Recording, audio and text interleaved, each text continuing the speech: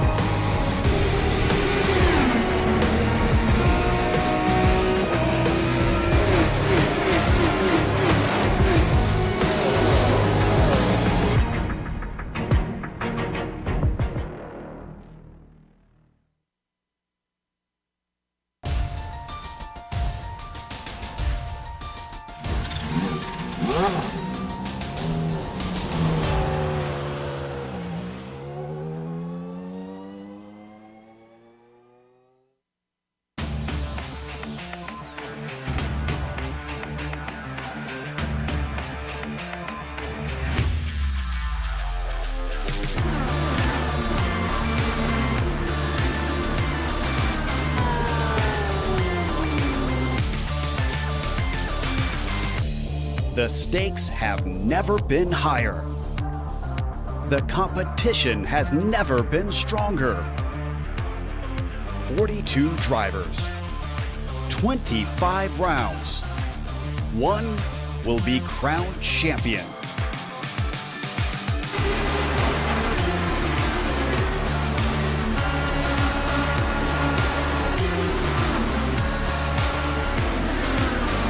Competition.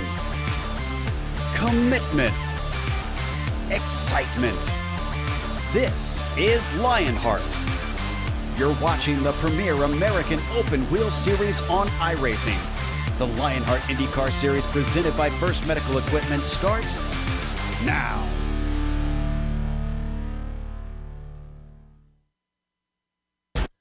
Competition, commitment, excitement. This is Lionheart. After rainy weather the previous day and upon looking at a beautiful blue Illinois summer sky, legendary Chicago Cubs shortstop Ernie Banks coined the phrase, "Let's play two." Today, Ernie gets his wish. Because sponsored by First Medical Equipment, the Lionheart IndyCar Series comes to Belle Isle for the Loud Pedal Motorsports Duel at Detroit. Bartender making a double on tap both rounds 6 and 7 with full race points offered for each. For the drivers, it's 34 laps on the island. Then the 6 a.m. radio alarm clock plays "I Got You, Babe," and they do it all over again. And you can see all the double header action from green flag to victory donuts to green flag to victory donuts live as it happens right here on the iRacing Esports Network. From Motown, hello everyone, and welcome to the Sim Experience Countdown to Green. Over the next 15 minutes, GSRC will bring you all the storylines, all the stats and facts you'll need to appreciate the Loud Pedal Motorsports Duel at Detroit that will immediately follow as we indeed count down to green.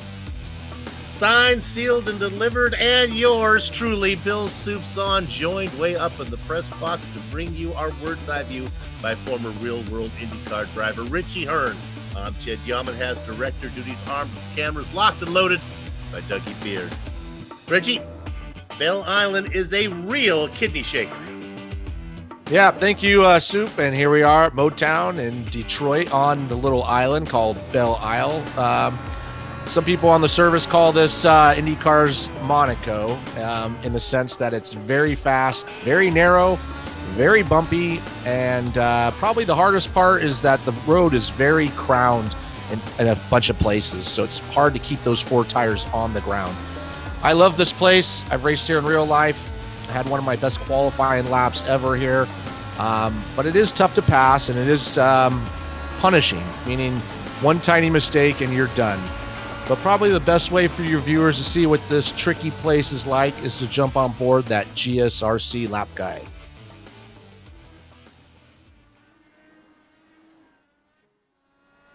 All right, we've got Phil Lake in the GSRC IR18, so let's do a lap around Detroit.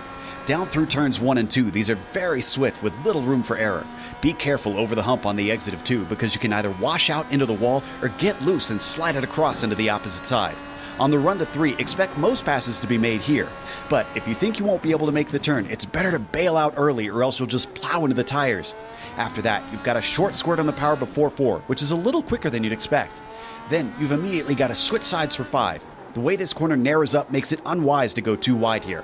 After that is the critical exit for turn 6. There's a crest on the entry to cause understeer and then a bunch of bumps coming off of it that make applying the power an exercise in patience. But don't hesitate too much because you need as much speed as possible down the backstretch along the Detroit River. However, know that the racing line takes the braking across the track, so it's hard to tell if someone is defending. Now it's mostly single file through the fountain section where you're going to head past the casino. Even though it's tough to pass, you don't want to give up too much time by being slow in this part. 11 is the sharpest and slowest turn on the course, once again requiring a light right foot to keep the bumps from spinning the tires too much. Then you've got 12 and 13, two of the most underrated corners on the track. Fast, with no room on either side for mistakes, you've got to be absolutely perfect to nail these. At last, you're free to open up the throttle again through the final turn, and you've now hopefully finished a lap around Detroit.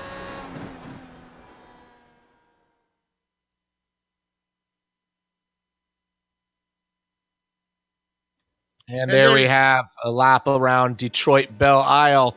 As you can see, it's just a narrow canyon here. Lots of bumps, big curbs too. In that center section around the fountain, it's very tricky, long corner, and you hit those curbs and it's just going to send you right off. And there's a couple of good passing spots. I guess if you want to call them that. You got the one long straightaway going into turn 3, I guess they call it. And the backstretch, but the backstretch is not quite straight, so it is really tricky. So it's going to be interesting race, Soup. There you have it. Let's go right to our points right now. Take a look at those real quick, and we'll talk about them. Now, you got a couple Adrenaline Motorsports drivers sitting first and third. Neither one of those guys have a win. I'm talking about Adam Blocker and Andrew Kinsella. That's not the case for Dan Guerin, who sits in second. He has 2 wins. But nevertheless, not able to get up to Blocker. Another driver that picked up a win earlier this season is the Candyman, Dustin Wardlow. Having a good race series from him. Everybody else filing in line. There are other championships to look at, so let's go ahead and take a look at the team championships now. If we bring those up, you can see that it is, we talked about Adrenaline Motorsports being powered there by Blocker and Kinsella. They sit well at the top. Everybody pretty much holding station. This is a race sponsored by Loud Pedal Motorsports, so it's nice to see that they have their team. The Cancer Down team, as they're sporting 2 teams. Thumbs up, Cancer Down, they sit 5th and 6th. Cancer Down team, though, up 4 positions. Great results there from Galvin, Hassard, and Lanini. One last championship to look at, and we'll give that to Richie Hearn to talk about the rookies. Yeah, the Rookie of the Year standings presented by Butt Kicker, as you can see on screen, with Carey up 1 position, taking that top spot with 169 points. Right behind him, Sage Karam, not really a rookie, but rookie to this series, does lose 1 spot, and I'm not sure he's here tonight. We got Rigney up 4 spots, up in the top 3, and then not really any other movers and shakers. We got Corns in 12th up 2. This is going to play out. There's some really fast guys in this group, and how this plays out at the end will be interesting to watch. And of course, everything on the Countdown to Green is brought to you thanks to Sim Experience, the team behind the AccuForce Pro V2 direct drive steering system. By providing unparalleled realism and the most advanced tuning features on the market, the AccuForce provides a significant advantage to any sim racer. And it can also make for an effective training tool for real-world drivers. For more information on the entire Sim Experience ecosystem, including their GS5 Seat Stage Series Motion System and the Sim5 software, visit simexperience.com. Hey, I got a promo code for you. SimXLion to get 5% off your Sim5 software. Good to have them on board. As always, we have so many sponsors that make this possible. What is this exactly? Well, this is the Lionheart IR18. It's considered this Lionheart IndyCar series is considered the premier series for the IR18 on the iRacing service, and the Lionheart IndyCar series honors the memory of the late Dan Weldon. And now, once again, it is time for a fan favorite segment. It's Professor Lugnut's setup corner. There he is. Peter, the rain in Spain stays mainly in the plain. Right? Oh, soup. Sorry, Soup. Hey, I was a little busy there. Listen, this week we're talking about the front wings. This is actually part 2. It's 2 races tonight, so it makes sense that we do part 2. Listen, mounted to the nose cone, the 2 main planes extend out to either side, virtually flat in the center, with a slight bow to either side. The main plane's function is to support the upper elements and end fence, while it also directs smooth air towards the underside of the car. It does serve to create some downforce on its own. However, the majority of the downforce is produced by upper elements. Get it? Okay. The upper elements are where the real magic happens. On the road course, you can run either a single or double elements on the front, and they can be adjusted between 8 and 20 degrees by a small knob on top of the end fence. In addition, downforce can be increased by adding tiny strips called wickers. Fear the wicker man. Increasing the wing angle or increasing the size of the wicker both create downforce and drag. Downforce holds the car on the track, while drag slows the car down in a straight line. A race engineer constantly searching for ways to maximize downforce while minimizing drag. Getting the right balance between the angle of the wing and the right wicker height is one of the biggest ways they can achieve this balance. Got it? Good. Okay. I'm on board with that. I was paying attention. So very important here today to keep the car from banging into the walls. Just make sure that the front tires grip. Richie, let's go ahead and talk about the series details. Yep, and these series details come to us thanks to Minus 273, the premier name in karting gloves. For more information on Minus 273's full line of gloves and apparel, visit minus273.biz. Please use promo code LHRS for 25% off all your orders. And here we are, the series details. We're in Season 7 of the Lionheart IndyCar Series.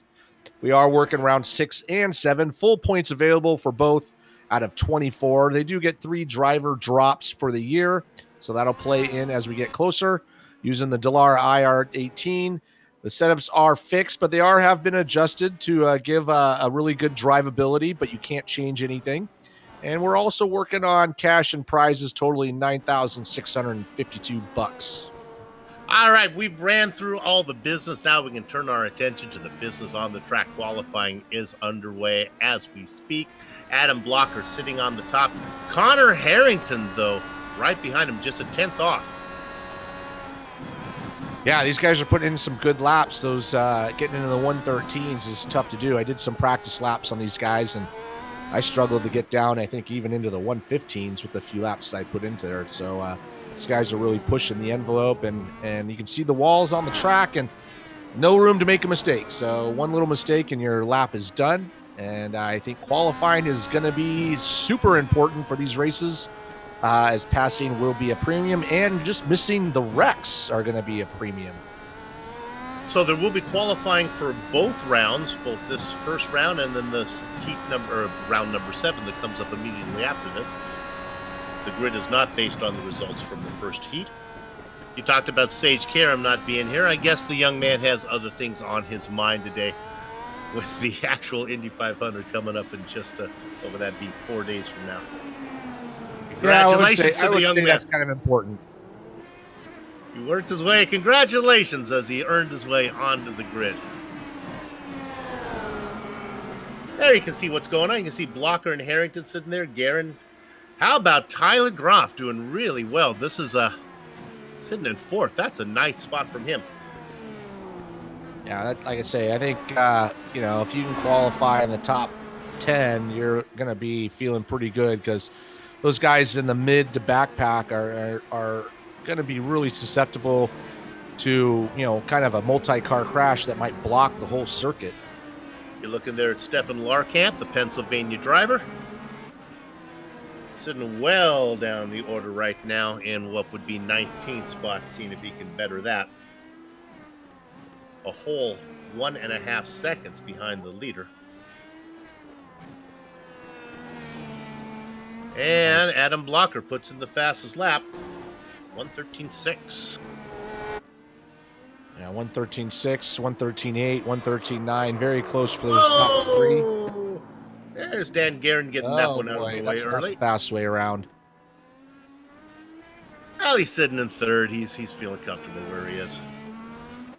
Michael Goodman, the New York driver, little farther down than he'd like, and to be inside of row 4 right now if things stay where they are.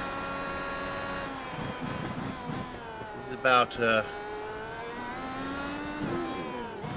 half a tenth back of George Sandman to pick up a spot. We only got about 50 seconds left here. We do have a few people that have not put in lap times, but we're going to have a big field tonight. Row 3 going to be really interesting with Damon Martinez and George Sandman sitting 5th and 6th right now. Still waiting for Sandman to hit his stride. Just hasn't quite shown what we would speak. There's Brian Yazik.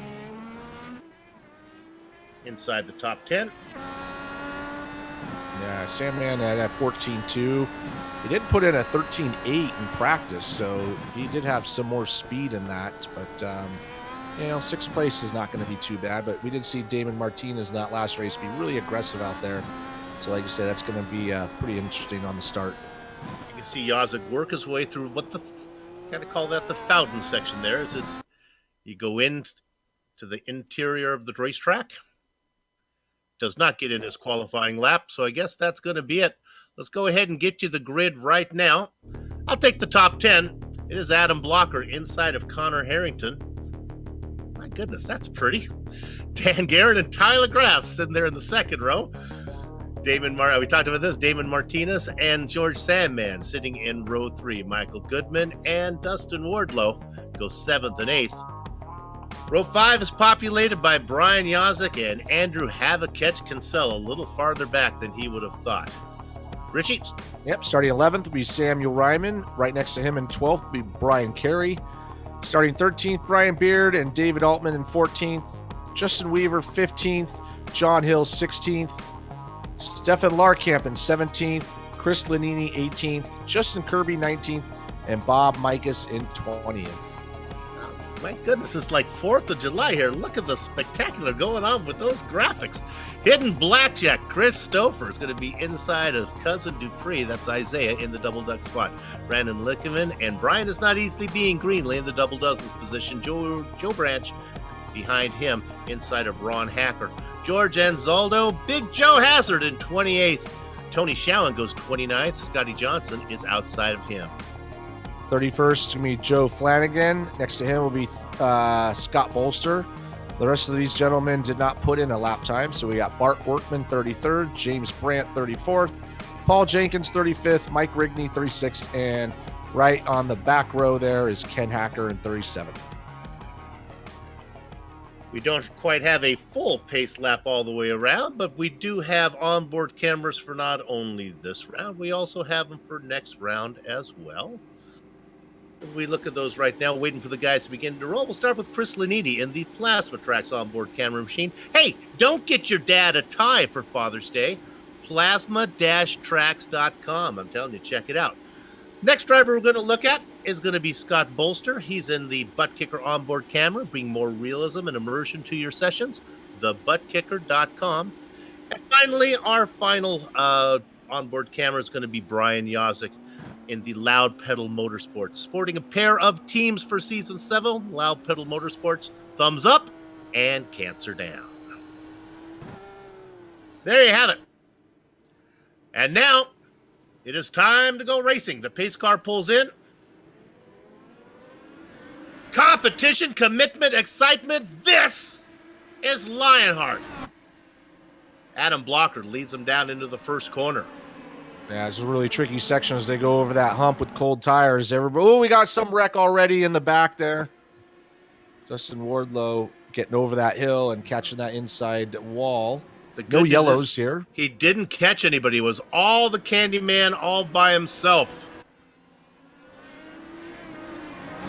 He'll have to chew on that nugget for a while. Blocker ahead of Connor Harrington right now. Single file all through here. You can see how bumpy it is. These cars bounce around going down the back stretch for the first time. It's not quite straight, but it is all flat out. Other than that incident, everybody else has been clean. And they complete the first lap. Almost. Now they do. Now they do.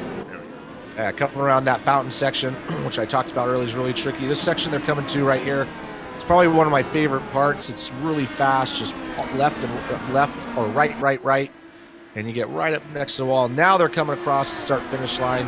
There we go. Just about, yep, to complete lap 1. Back up to Sunset. Oh, there was some more issues from Brian Greenlee. Oh my goodness, we might have to come back and look at this one because on his lid is Tony Schowen. We'll take a peek of that when the action provides. Let's take a look right now at P1 though. Yeah, Connor Harrington got really close to the back of Adam Blocker. We also had a change position with Tyler Graff on the opening lap. He got by Dan Guerin. And now he's right on the tail of Connor Harrington. Everybody just kind of stacked up here.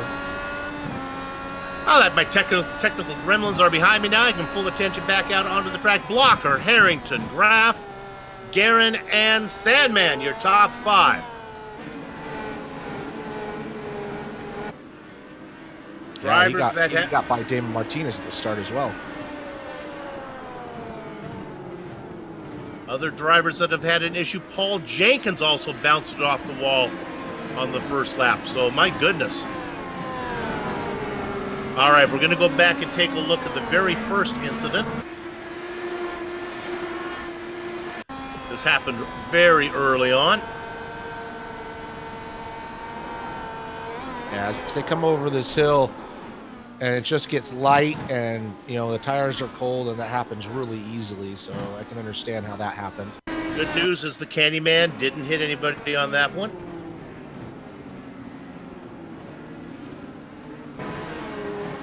This is our next incident, and you see Brian Greenlee involved in this one as well. Wow, you can see how it all stacks up there and takes out a couple of cars. One more time from above. Who's that red and white car we're looking at there, Director? Gardner. Okay. Oh, that's Tony Schowen. There we go.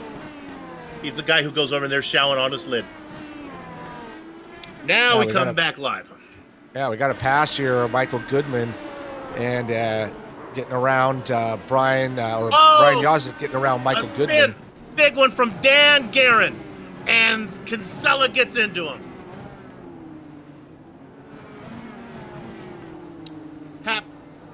Happened right in front of Damon Martinez.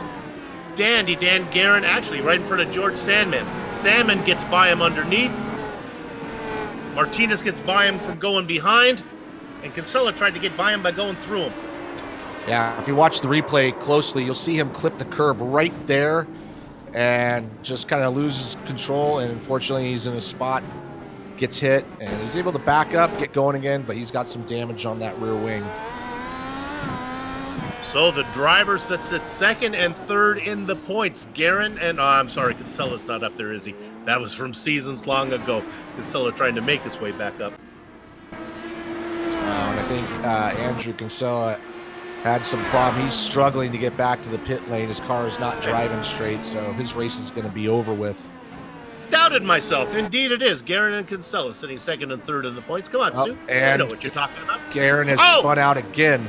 Again from Guerin. He was way back in 28th, happened right in front of Paul Jenkins. Yeah, just lost it all on his own and pancakes the wall. Doesn't hit anybody, but just insult to injury there. There are good news for Guerin and Kinsella, and that is there's a brand new race coming up. And they won't have to worry about repairing their race cars. They just roll out a fresh machine, try it one more time. I'd like to point out that Adam Blocker, man, he has opened up a 2-second gap on Connor Harrington. He has dusted him off in this last lap. So I don't know, Connor made a mistake, but Adam's putting in some quick laps at the moment. His last lap was almost 0.8 of a second faster. So he's keeping out of trouble. Connor has Tyler Groff all over the back of him, but it doesn't look like he has any damage or anything. So Adam's just putting the hammer down early on here. Let's leave that one for a minute. Go back to 9th position. This is David Altman. He's trying to get up to Samuel Ryman, but that's really not where his attention should be. It should be on the Moby Dickey's machine of Justin Weaver back there in 10th. Weaver has been all over the back of Altman. It's just so hard to pass here. Yeah, it is tough to pass. You almost have to wait till that person makes a tiny mistake. As the run goes on, tires are going to be wearing out, getting the power down is going to be tricky. So I think we'll see some moves once people start making mistakes as their tires go away. Yeah, the front five have all pretty much stretched away. The best excitement right back here in this train. With apologies to a man that I have announced many a race with, Samuel Ryman. He might be the cork of the bottle. Here comes a pass behind. This is Altman, and sure enough, Moby Dickies gets the pass made. Justin Weaver now up into ninth. Yeah, nicely done. There's not a lot of room to make that pass, but he just made his presence known and just took it. It's a really fast corner that he committed on.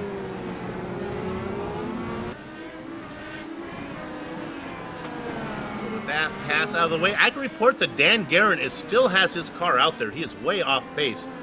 Just trying to vulture some positions right now. He's racing in 27. Clearly thinking big picture. So you look at the Moby Dickies machine. After he gets around Altman, what does he have to get another position? Well, he's got to get up to Ryman. That's about 0.7 of a second. We'll keep an eye on that one. Another good battle back in 12th. Justin Kirby being hounded by Stefan Larkamp.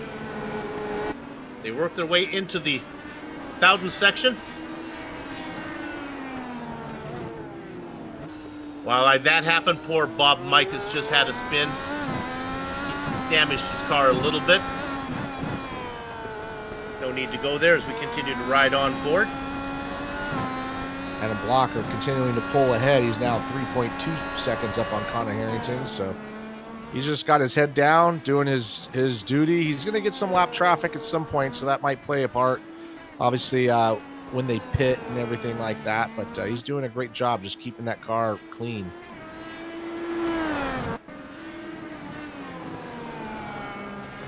Let's go ahead and look at, boy, it did not take long for the Moby Dickies machine of Justin Weaver to get Sam Ryman. Look at that. Yeah, it looks like Sam kind of gave him the position, didn't fight too hard. Probably knew that he was coming, and Sam's thinking big picture here, just kind of finish the race. No reason to challenge too hard this early on. Clearly the mover of the race, Justin Weaver. All right, Justin, the next one to get to, Brian Carey. It's about 3.5 seconds. I think I can leave Justin Weaver a little bit now. 3.5 seconds is going to take him a little bit of time to get to Carey.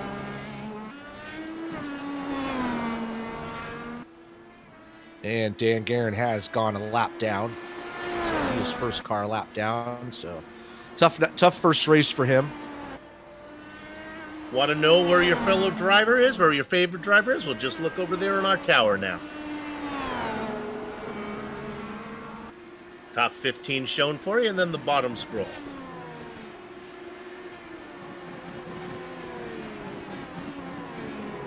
We look at Samuel Ryman. Now under pressure from David Altman.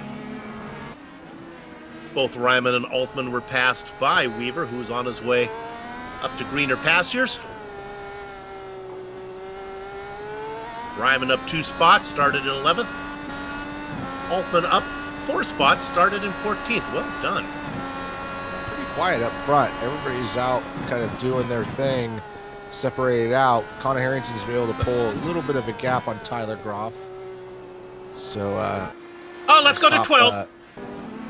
Justin Kirby, as he falls down the order, he was being pressured by Larkamp. I've been watching it.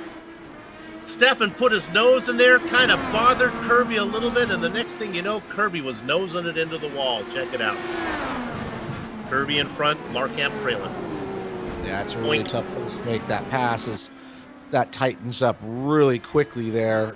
So, might have caught Justin off guard and just kind of locked up the tires and went straight.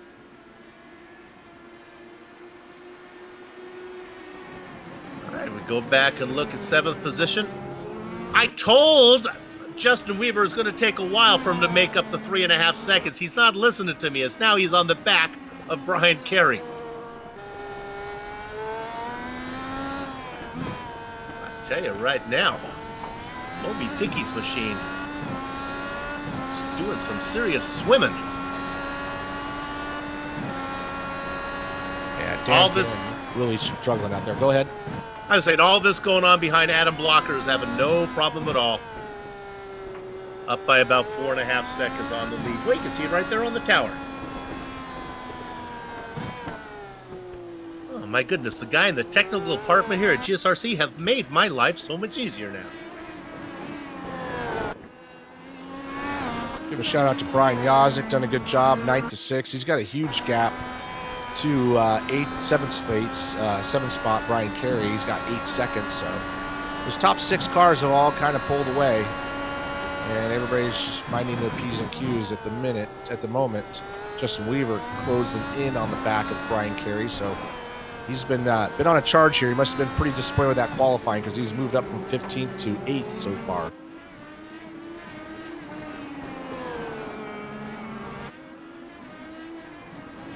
Beautiful day to go racing. Are we able to bring up the weather real quick? We didn't talk about it in the pre-race show because we had so much to do. There, we take a look at it. Track temp, only 85 degrees, not so bad. A little bit of humidity here in Detroit. No, that's perfect track temp, and you can see it's mostly cloudy.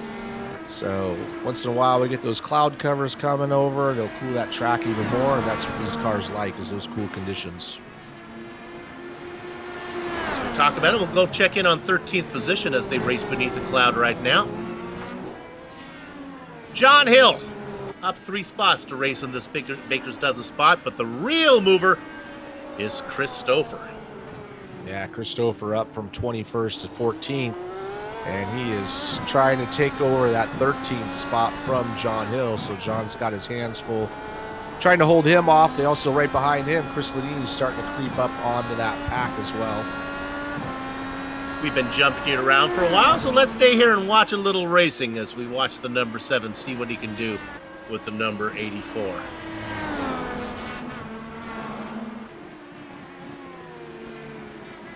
That's that long straightaway. This is obviously the best place to make a pass.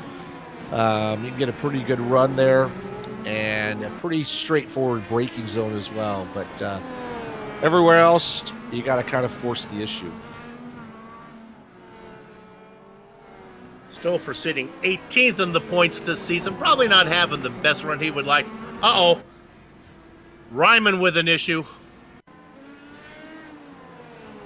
And while that's going on, Brian Yazik has had a spin as well. Oh, my goodness. This is serious. We'll see if we can find out who that is, as I haven't been able to call it up yet. Ooh. Oh, yeah. It was Ken Hacker. You know what? And he just pulled in front. It was that's real in front of Ryman. Real unfortunate. Ken spun out, and he probably should have checked his gaps a little bit better before he pulled out, because he pretty much just ruined Sam's race. He was doing a great job at that point. And as you see on board, everything's blind. He just comes around the corner. This does lead on the back straightaway, so you're hard on the gas right here, and then there's just nowhere for him to go. Yeah. He let a couple guys go around, but when he did his donut, it was a donut right in front. Now we look at George Sandman. Now, little by little, though, the battle's cooled off a bit. Martinez has been running into the back, not literally, but has been right on the tail of Sandman. George opened it up a bit. Yeah, I think they were going by Brandon Linkerman, going by to lap him, and everything's got kind of tight, but George is able to put the power down and gap him back and gap Martinez back out. Now, I want to take a quick check here. If I've done my timing and scoring right, I think Brian Yazik was ahead. No, I guess not. I saw Brian with a little spin, but I guess he's recovered. I guess he did not lose a position. He continues to race in 6th.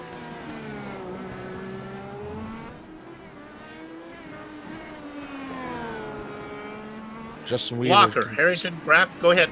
I was just going to say, Justin Weaver's slowly creeping in on Brian Carey. He's not quite close enough yet, but he's kind of getting a little bit creeping up there each corner, as you can see on screen there.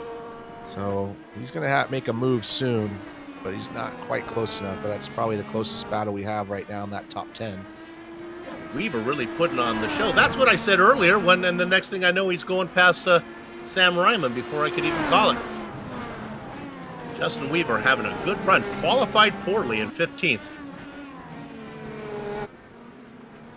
Good news for all the drivers who are out. There's another race in just a few. So how far are we actually going? Well, let's bring up our race analysis so you can see how this works. 34 laps today. This is a one-stopper. They can go about 18, 17 to 18. So it's a real tiny window, and then you can see those incident points.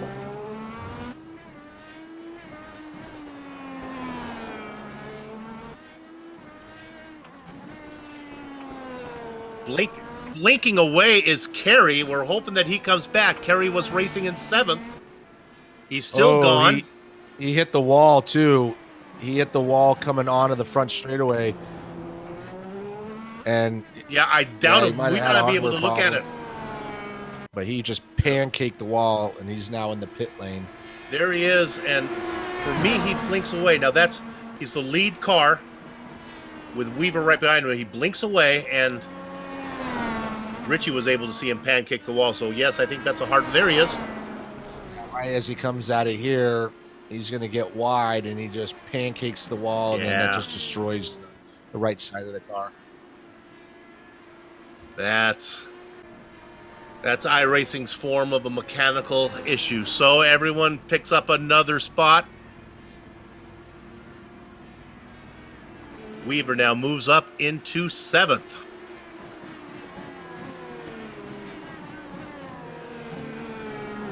There's our leader, Adam Blocker. That car right behind him, George Anzaldo. First car one lap down. Well, maybe not. It's maybe... Yeah, I believe so. Nick. It's a nice little battle here in 11th position. We haven't given these guys much attention. John Hill, Chris Stouffer. Yeah, that battle was a little closer when we watched it earlier. So John Hill's able to string a couple of laps together and gap him out, but Christopher continues to push him. He started 21st up to 12th, so nicely done so far for Chris.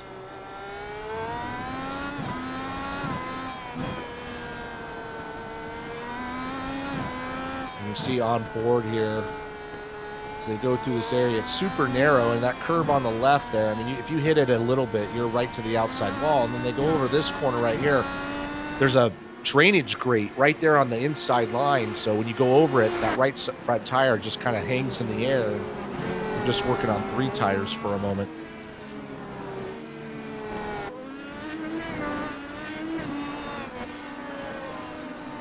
Take a second to look at the car right behind these guys. Chris Lanini racing in 13th spot.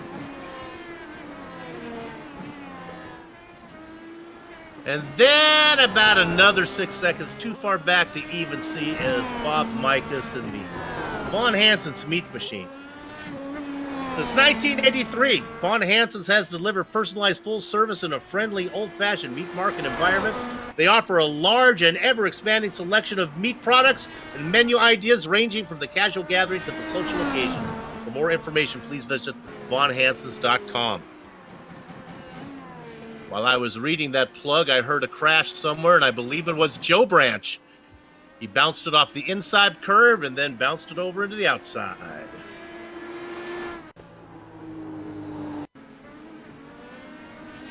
Yeah, nowhere to make a mistake. So, he comes around, and he's going to hit the curb, and fortunately that sends him to the outside, which, pretty much ends his day. Joe Boom, big hit there. Yeah, look at that. Look at that. Big hit. Hey, we saw this battle with Martinez pestering George Sandman. Well, he finally gets him.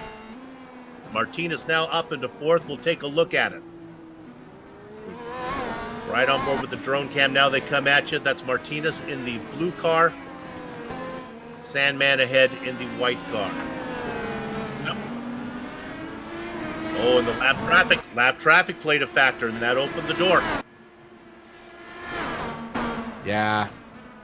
Sandman caught him in the wrong spot and had to really get off the gas, and this is all flat out all through here, so he just lost his momentum and opened the door for Damon. Pit stop should be coming up anytime as they are working lap number 17. Leader of all the cars that have pitted, Brian Yazik. But they should all be coming in any moment.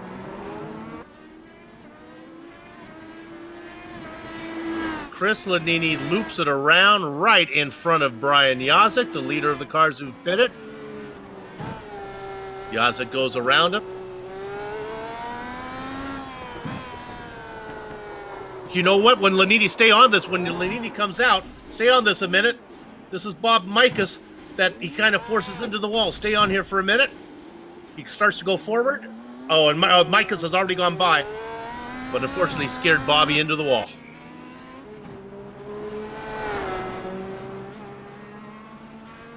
Tyler Groff made his pit stop. As has George Sandman. Groff, the leader of all the cars who have pitted. Oh, Connor Harrington. Overshoots his braking point. Now, did he nose it in? I don't think so. I think he got it woed up. Oh, No. nope, he did not.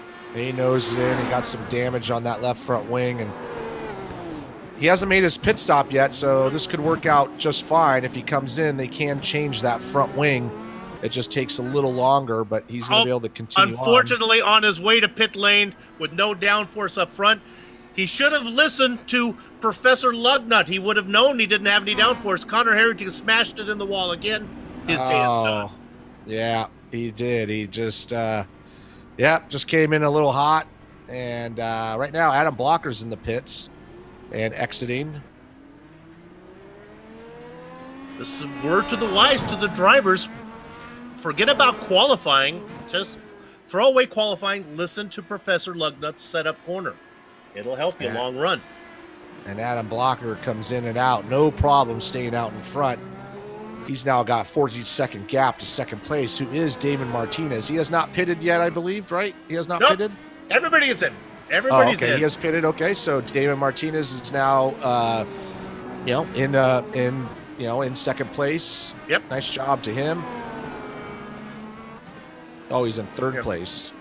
Yep. Tyler Graff able to get up in there. I'll copy that. Yeah. Tyler having a great run. Yeah. Nice job to him and Martinez too. I mean, they both have done well, and George Sandman has done well. He had that trouble with lap traffic. He was in front of Damon, but he's in fourth spot at the moment. Ron Hacker, the last of our cars to leave pit lane. He's in there for 17, 18 seconds, and now it begins to roll. And that completes our cycle. And when it's all said and done, I believe we're going to have 13 cars on the lead lap. And we only have 20 that are racing still. Scotty Johnson being the last one of those. Yeah, we started out in a pretty big field, whittled it down pretty quickly. Everything's spread out now. So unless you make your own mistake, you should be able to get a good finish. So with about 13 laps to go, let's go ahead and run through the field real quick, show you how this is all working. Adam Blocker, he's been out in front the entire time. He has a 10-second lead over Tyler Graff. Graff surprisingly qualified in fourth.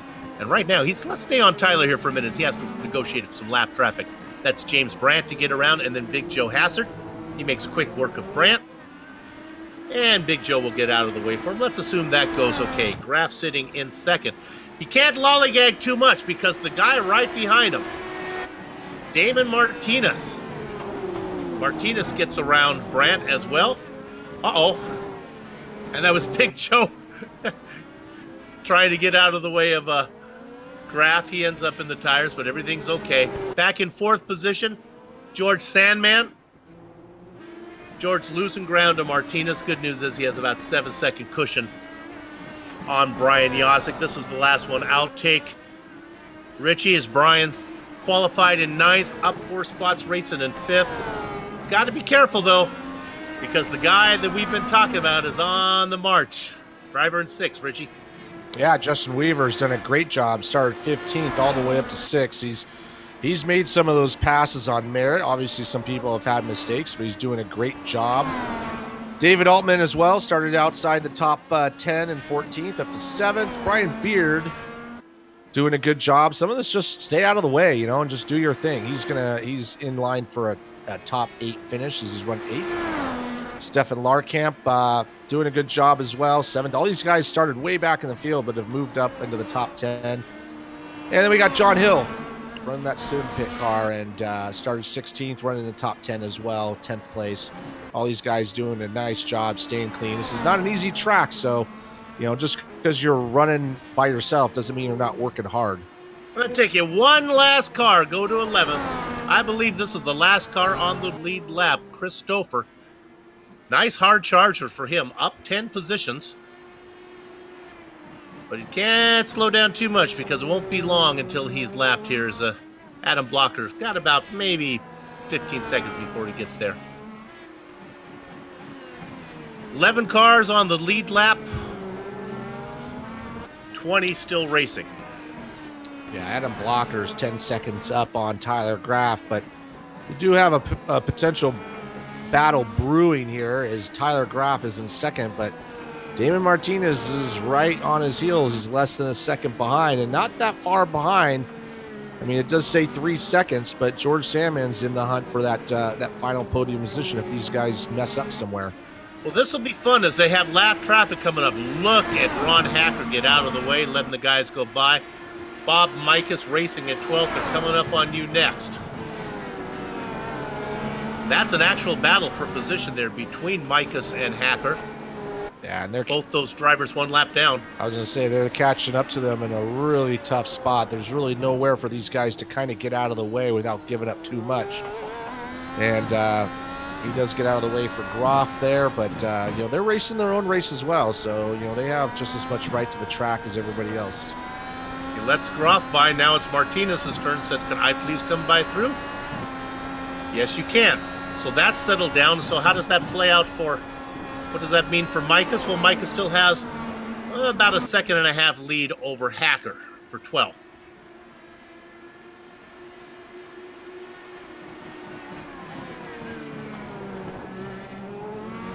Ryan Yazik setting a quick lap out there. 14-0, so nicely done. He's obviously feeling the groove now. He is stuck back there in 5th spot, kind of in no man's land. But he's starting to put the car together, or put the lines together, and maybe feeling good for the second race. Yazik had the car sideways once for a brief moment earlier on, but didn't seem to bother him too much. He's all by himself right now, 5 seconds behind Sandman and about 2.5 seconds on Justin Weaver, although Weaver continues to impress. So with still 10 laps to go, I would not put that Moby Dickey's machine out of the hunt for a top 5 spot. The biggest battle right now is going to be for that second spot as we get closer to the end with 9 laps to go. Tyler Groff and Damon Martinez, now he's down to 0.7 of a second behind him, so he's getting close enough now where he's going to start picking up the draft if there's any down this long straightaway that they're going now. They head down now into 3. This 90-degree right-hander really feels like corner number 1 on most tracks, but indeed the start-finish line is a couple corners earlier. Look at Martinez close. Now the 90-degree left-hander, that is 5. Go ahead. He's really closing in on him on the under braking there, and he's gonna take a stab at this at some point. I believe he's not just gonna catch up to him and sit there. He's gonna try to make a move. Here he comes. No, he's gonna force. Oh boy, I couldn't tell. I thought he was gonna wait, then he waited. He's gonna lose a little bit of time there. I think the indecision cost him a bit as they work through the technical section here, the fountain section, and they move to the intersection of the track. They come out of here heading towards 12. Ooh. And Damon got really loose coming off that corner, trying to put the power down. He didn't lose much, but he is definitely trying.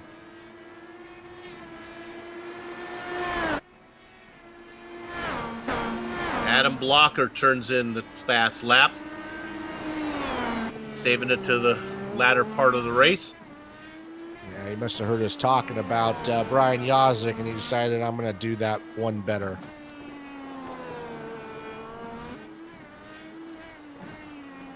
Still about 10 seconds ahead of that close battle we were watching there between Groff and Martinez. Sandman's starting to drop off on this battle a little bit, so he's no longer in play unless these two come into contact with something. So he's looking for a nice solid 4th spot as Brian Yazik's a little too far away. He's almost the whole back straightaway away, so no pressure from him. Man, Martinez is right on the back of Groff at the moment. I'll tell you what, right up to him. Martinez is really good on the backstretch going into corner 7 right before the Bowden section. If he can just get a little bit of a drive out of 6, he'll be able to make that pass. He has tested it a couple of times. They got a long way to go. They head across the start-finish line. They go to 1, this right-left combination. Yeah, he needed a good drive right here over this left-hander as they're heading there right now. They do have a little traffic coming up in front of them. But Tyler Groff is going to work very hard to keep that 2nd spot. That's Paul Jenkins. Now he closes it behind him again. Now there's no opportunity to pass here, but if Martinez can stay close, it's all about not this left-hander. It's all, oh my goodness! Well, he'll have to wait. Yeah, it looked like Tyler Groff, he slowed down more than Damon realized, and he had to really stab at that brake pedal to keep from hitting him. There are 7 to go. He'll have 6 more bites of the apple, which I think his best passing opportunity is corner 7. We'll check back in on this one when he gets a little bit closer.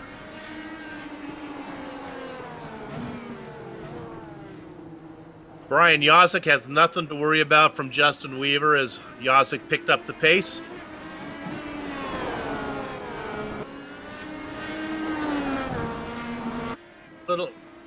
Little bit of a battle back here now. Altman is in 7th. Beard is in 8th. And Larkamp is in 9th. These guys are all separated by... Well, Altman's got about 3 seconds back to Beard. Larkamp has a shot maybe to get to Beard.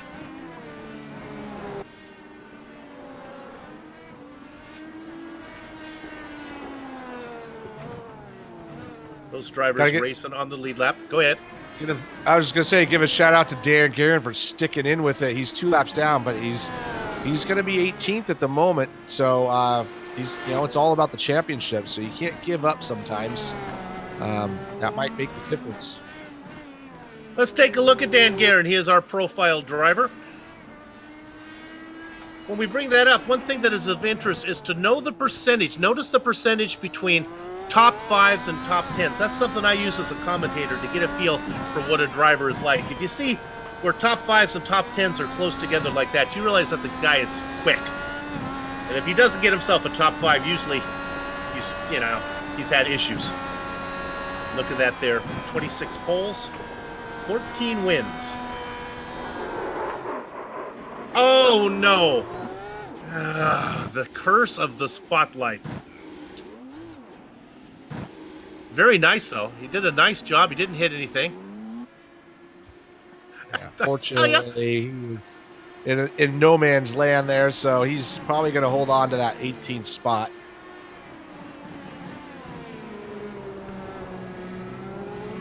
Yeah. As we take a quick look for P8 here, Larkamp is now around. Yes, sure enough, Beard must have made a mistake. Yeah, he's got some heavy damage, so the whole rear engine cover is off and the rear wing's busted up, so he must have made a mistake. There it is. Boink. Probably be able, and he backs it up into the wall as he tries to leave, so he that was the damage right there. Yeah. Boy, and the car is really bad. He's not going to be able to limp that around. So, that's why Dan Guerin's out there. Another spot to pick up.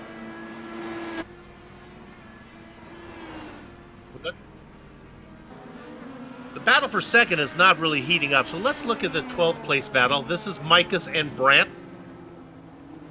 Here comes Weaver to lap them all. We saw this battle earlier. They got out of the way for letting faster cars go by. I think Micus might have just glanced it off the wall there.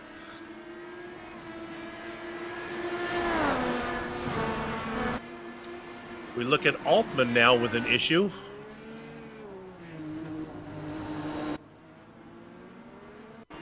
See, our director maybe has found it. I have not.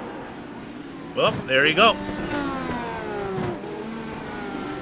Altman was straight on right there. Didn't hit anything, but had to back up to keep going. not sure he lost a position. Well, no, I think he did lose one to Weaver. He did indeed, and to Larkamp as well. Yeah, it still puts him in 8th spot, so starting 14 to 8th is not terrible. We now have 9 cars on the lead lap. Yeah, Blocker. Yeah, he's been unstoppable. I was just going to say he's been unstoppable, just kind of running those low 114s consistently. He's opened up a 12-second gap on 2nd place, so he's really hooked up here.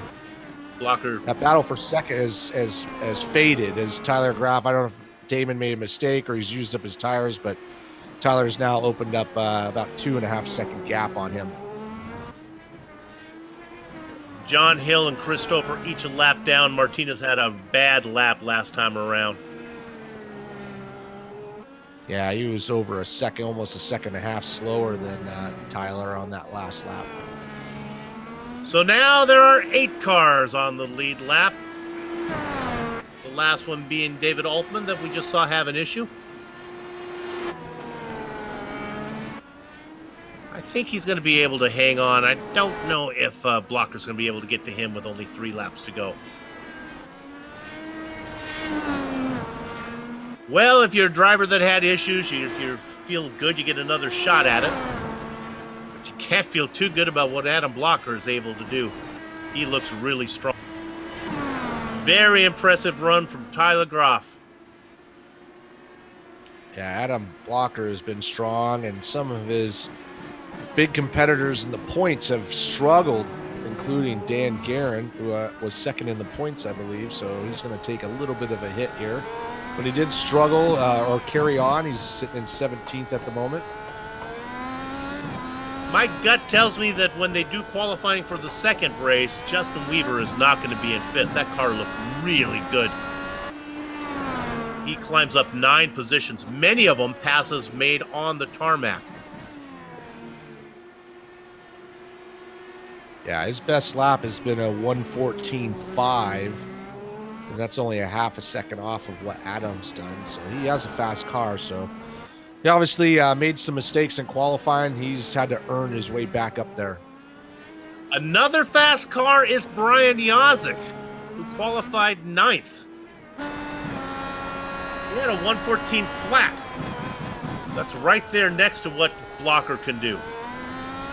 Just had to start too far back. 9th position at this track is, well, it's not the kiss of death, but it's a serious, passionate hug.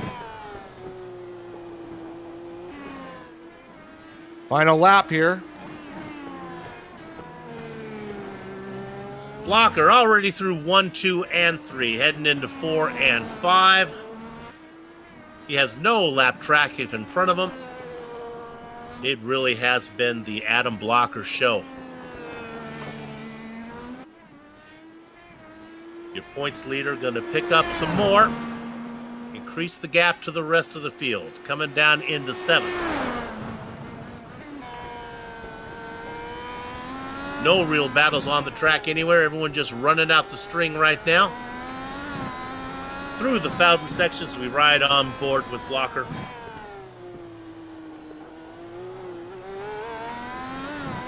Two more right-handers to go, 12 and 13. There's 12. There's 13. 14 isn't much of a corner.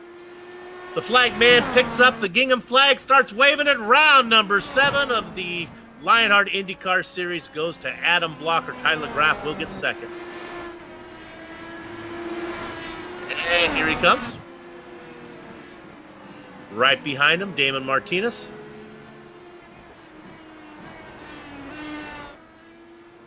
We'll call all the cars on the lead lap here. George Sandman comes across in 4th.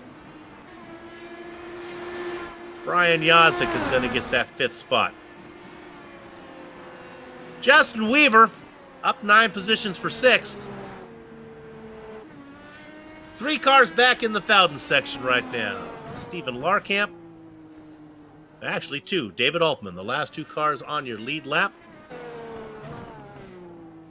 Another good drive from Stephen Larkamp as he goes up 10 spots to finish in 7th. And as David Altman comes across, we'll bring up the rest of the grid for you and call those drivers that race has already finished. David Altman, the last car on the lead lap, gets 8th. Now the racing is over here for the drivers racing for real.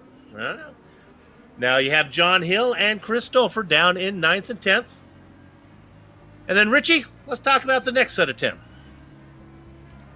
Next set of 10 is going to be Bob Mikus in 11th, James Branch in 12th, Ron Hacker in 13th. These guys all lap down. Brandon Linkerman in 14th. 2 laps down be George Anzaldo, Big Joe Hassert in 16th, Dan Guerin struggling but finishing out in 17th, Paul Jenkins 18th. 6 laps down, Brian Beard. 11 laps down, Scotty Johnson in 20th. Trouble for all the remainder of these guys. Connor Harrington, Chris Lanini, Joe Branch, Brian Carey, Scott Bolster, Sam Ryman in 26th spot, Ron Hacker, Isaiah Cousin Dupree in 28th, Justin Kirby, Joe Cannigan Flanagan could not Cannigan today as he finishes in 30th. Richie? Yep, Andrew Kinsella, not too happy, I'm sure, with 31st. Michael Goodman, 32nd. Mike Rigney, 33rd. Tony Shallon, 34th. Dustin Wardlow, 35th. Brian Greenlee, 36th. Bart Workman did not start in 37th. All these guys getting caught up in early wrecks. All right, you may be thinking that we're going to take a break and then come back for the Plasma Tracks Victory Lane post-race show, but you'd be wrong because there is yet another event to cover. So we're going to take a short break, come back and watch qualifying for round number 2 of the Loud Pedal Motorsports Duel at Detroit. Back in a few.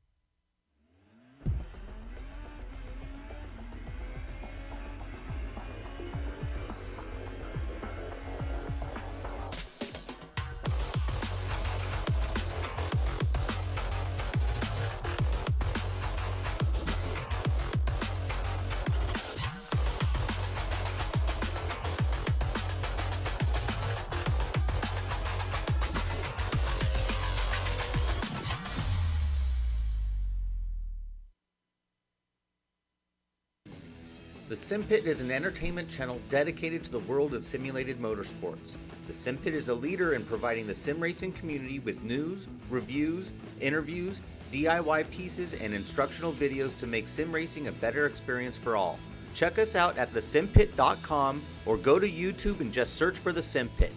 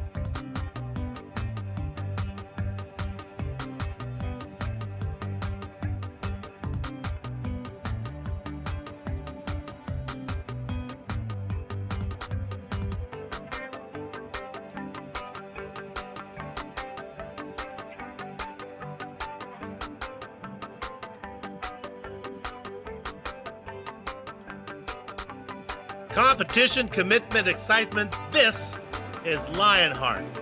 Sponsored by First Medical Equipment, it is the Lionheart IndyCar Series at Belle Isle. The Loud Pedal Motorsports Duel in Detroit.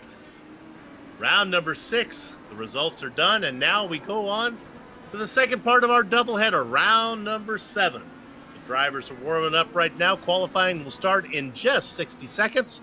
And we'll do it one more time. Richie, attrition huge in that very first race. Yeah, definitely. And not surprising, but we did see some major players in the points taking a points hit there, with Dan Guerin getting in a couple wrecks, but soldiering on to, I believe, a 17th spot. Adam Blocker just blew everybody away. He just did his thing and took off. And Andrew Kinsella also got caught up in some wrecks early on. So hopefully these guys probably looking for a little redemption. We have news to report that despite him racing in the real world Indy 500, and what is today, Wednesday, Thursday, Friday, Saturday, Sunday, 4 days away, Sage Karam is going to race with us right now. Yeah, he's out there. Practice time? Putting laps in. He's sitting 10th on practice right now. So he's going to get at least one race in here. He should be a player in this, since he currently pilots these cars for real, so he's always fast. Disappointing runs the first round from Dan Guerin. Had trouble early. The Candyman, Dustin Wardlow, also ran into trouble early. Not a very good qualifying run from Dustin Wardlow. He had to work really hard to get his 6th place finish. Very impressive run from Tyler Groff, though, with that runner-up spot. Yeah, he had some good cars there at the end that finished high up that didn't qualify well. So, look for some stuff from like Brian Yazik, Justin Weaver. Those guys were quick. And so probably hopefully maybe they'll see them qualify a little higher and be a little closer to the front as qualifying is underway. Eamon Martinez got the best of George Sandman, even though Sandman qualified in front of him. Now they start to roll. Everybody on their out lap. They do get 4 laps here to get their time in, but if they hit something and they have to go back to the pit lane, that's going to eliminate one of those laps. So it's important to try to get, when I do these type of sessions, try to do at least one, kind of conservative banker lap, and then make sure you then go out and try to put in a really good lap. So at least you got something to kind of lean on.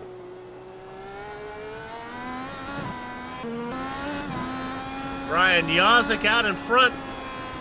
First car to get out of pit lane. Doesn't want anybody in front of him. working on to Sunset Drive.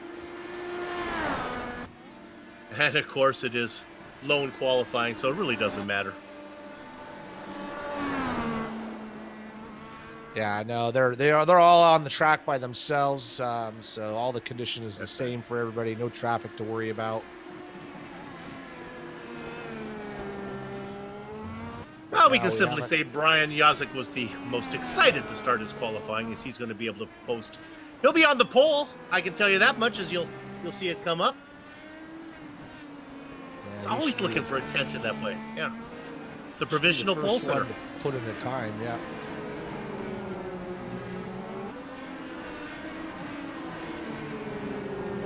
Disappointing qualifying runs from Dustin Wardlow. We'll see if he does better on that one. I'm sorry, Dustin Weaver. On screen, we see Andrew Kinsella out there looking to finish his first time lap. About halfway through that lap at the moment. Going around that fountain section as they do that. You see Brian Greenlee, they kind of head on back and kind of parallel the river and then go through those two fast right-handers, leads on to the front stretch. And there's your time. As you saw, Brian Yazik, our provisional pole sitter. Nope. It's going to be Dan Guerin, I think. Nope. Connor Harrington is taking that spot with a 13.7. So time's starting to fall as people are completing their first laps. Harrington was second in qualifying in the round 6 heat.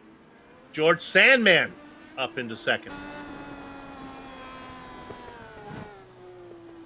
Let's put the camera on Sage Karam. I watched all the qualifying at Indianapolis this season, waiting for my soup shout out. I didn't get one. Yeah, I think he had other things on his mind. Yes. Okay. Yeah, so I'm wondering if, like, missing that first race, you know, he's going to go into this with a little bit more unknown than these other drivers as far as how the tires wear and everything.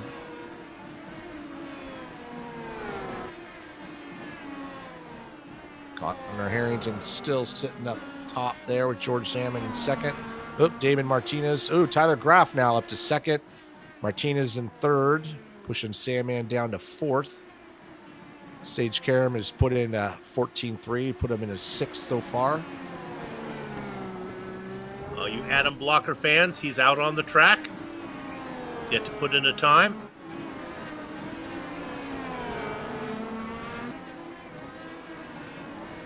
Brandon Limpkeman, we're waiting for a time from him. Other drivers, Dupree, Goodman, lots of drivers yet to put in their spot yet.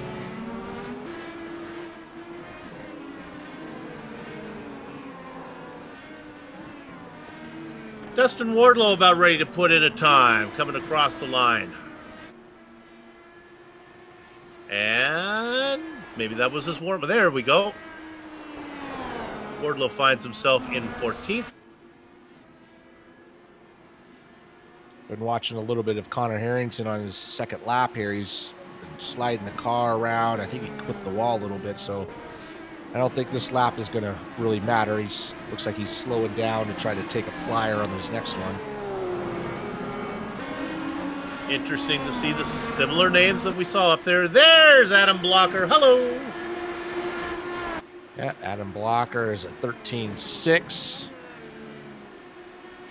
About a tenth of a second, about half a tenth of a second ahead of Connor Harrington at the moment. Connor Harrington has started his, I believe, his fourth lap, so he'll get one more shot at it.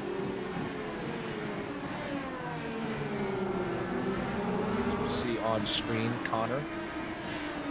Going through that section, turns 3, 4, 5, 6, all just kind of consistent right-handers, left-handers, all 90-degree corners. Up, and he clipped the wall again. And yeah, well, it looked like he might have brushed the wall. Not hard enough to wreck the car, but he might have brushed the wall enough to get a 0x. We'll see. He keeps going. We'll see if he gets a time here. Connor Harrington, another one of the drivers that fell victim to attrition in that last round.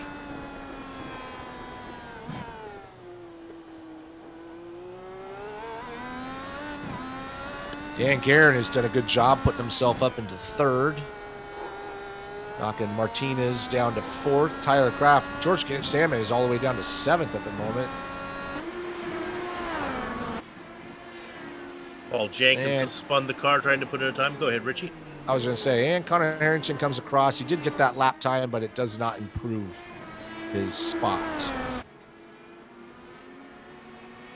29 drivers have put in time. Everybody's starting to get to their last. Oh, Sage Karam spins out on his fourth lap. So his qualifying session is done.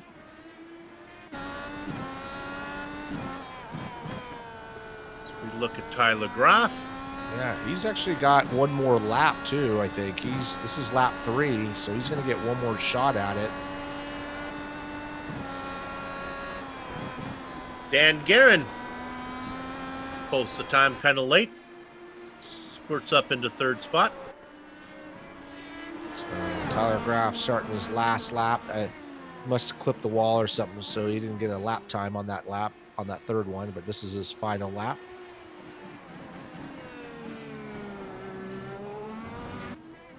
Big name driver that will not get a time, Michael Goodman. Looks like he's not going to be able to put in a time. He'll be starting way at the back. Chris Lanini has yet to put in a time. Mike Rigney. Adam Blocker's on his final lap. He's sitting on top of the timesheets, but he's going to have one more chance to better that.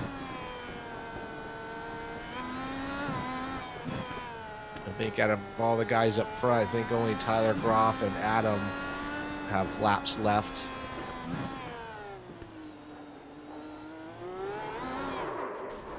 Whoa! That one, well, he'll have to settle for what he's done so far.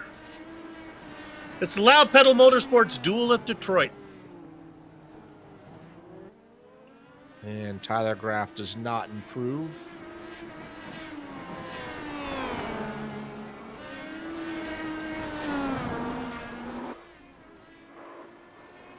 Adam Blocker coming to the end of his final lap here.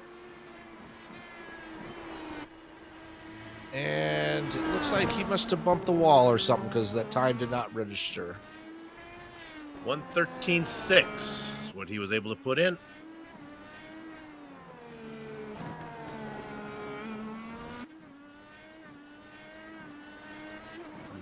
Isaiah Dupree trying to get in a time. George Anzaldo.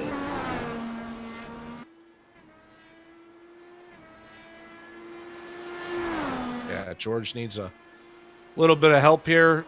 There's a little bit. He's sitting in 28th spot, so he's got one more lap to improve that time. He's sitting in 29th spot, which is all right. Well, he was in 28th, and then he got bumped down there.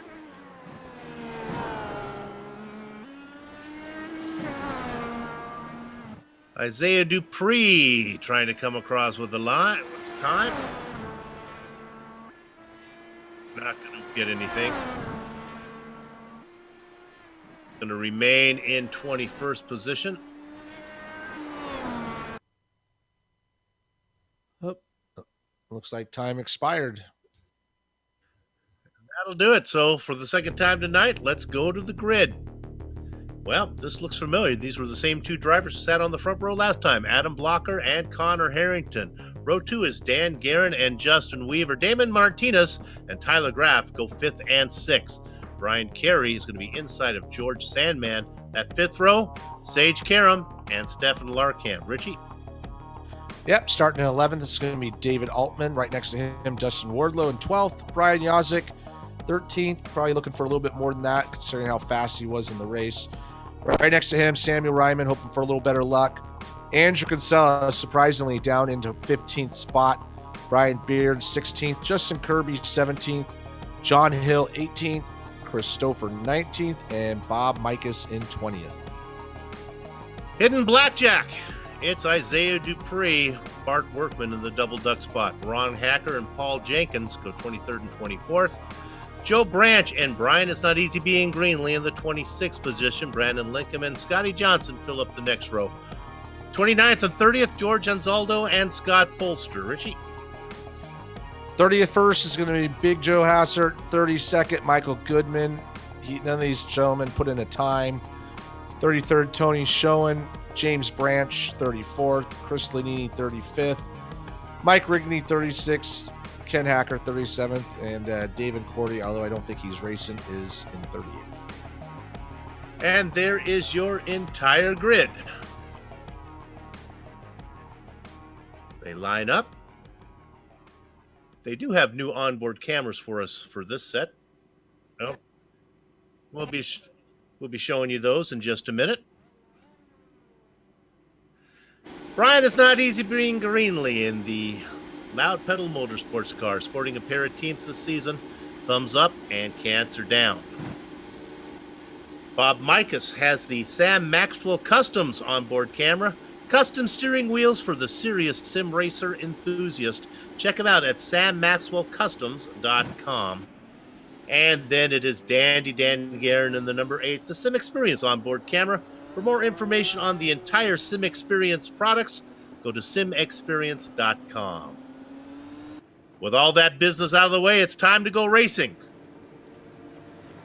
For the second time today, round number 6 is in the books. Round number 7 about to begin. Competition, excitement, competition and excitement, and whatever else is involved. This is Lionheart. Adam Blocker leads the Stampede down into the first corner. Commitment is the other thing you need. Hey, look at this. There's a pass for the lead. Connor Harrington, we've got a big wreck in the middle of the pack, but Connor Harrington's trying to take a pass. Oh, yeah. We have a full course caution on a road course. This is rare. You saw it too. Connie Harrington was peeking his nose inside a blocker. Now, why are we stopped? I guess it involves Ron Hacker. Oh, it's Brian Yazik. Oh, it's up front. Oh, yeah, my goodness. We got a bunch of cars involved in that. That's why they threw the yellow. The track is going to be blocked. And it looks like Yazik just loses on his own. Same thing we saw the last race. Can't remember who it was, but lost it on cold tires over that hill. And he's going to collect a couple other drivers. We ride on board. Yazik was lose. I was going to say he loses it early, and then he goes over the hill and just kind of tank slaps. And the way he's facing, kind of everybody scatters and causes some more demolition derby type driving. You just got around Wardlow, and then we'll take a look at Greenlee.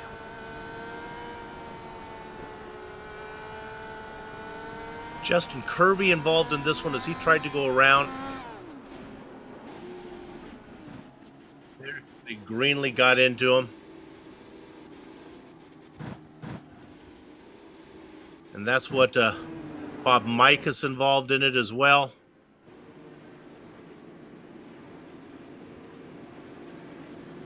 So we will re-rack them and try this again. It will be a single file restart. Going to be a few less balls in the rack, though, as a lot of drivers are going to head to the pockets. Their night is done. Blocker, Harrington, Guerin, Weaver, and Martinez, your top 5. Right when the yellow came out, it was really interesting. Harrington was making a serious attack on Blocker. Graff, Sandman, Carey, Karam, and Larkamp, the back half of your top 10. Which you can see on our new tower right there. So it looks like we got Justin Kirby is out. Ron Hacker is out.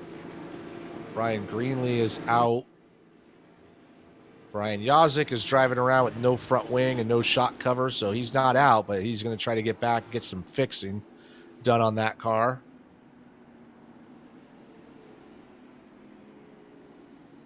The yellow flag's definitely going to help him because he can stay on the lead lap, and if they can fix that car, he'll be able to get going again and at least try to get as many points as possible.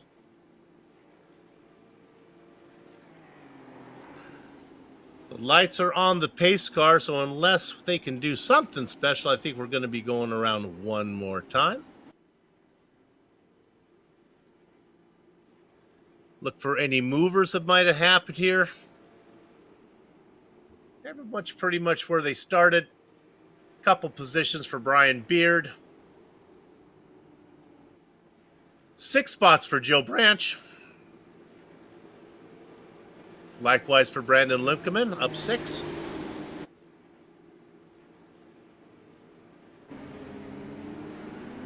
So what this might do is open up the pit window a little bit wider.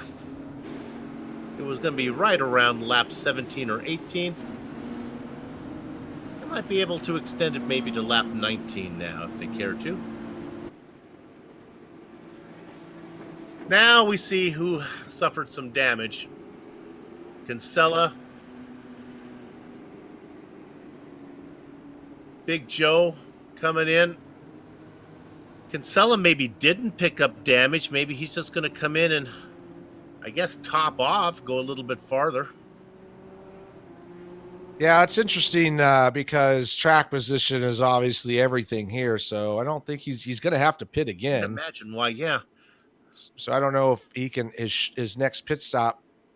I don't. Yeah, I mean maybe something was going on or he hit somebody. He had to fix something. I don't know, but Ryan Yazik is coming back out with a clean car, so he did get everything fixed.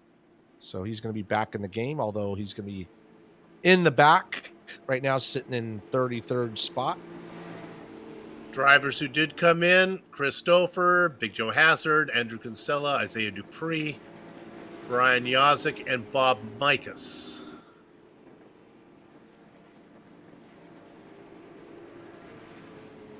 Well, it should be interesting with a single file restart. We did see Connor Harrington really try to make a move on Adam. I think he knows if he doesn't get in front of him early, Adam's going to take off. Let's take a peek at Brian Yazik's car, see how it looks. Number 55 looks pretty good.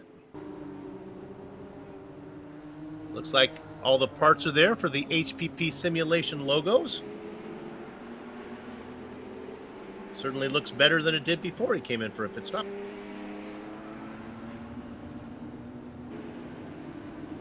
All right, pace car working down into the technical section now. 7, 8, 9, 10, and 11.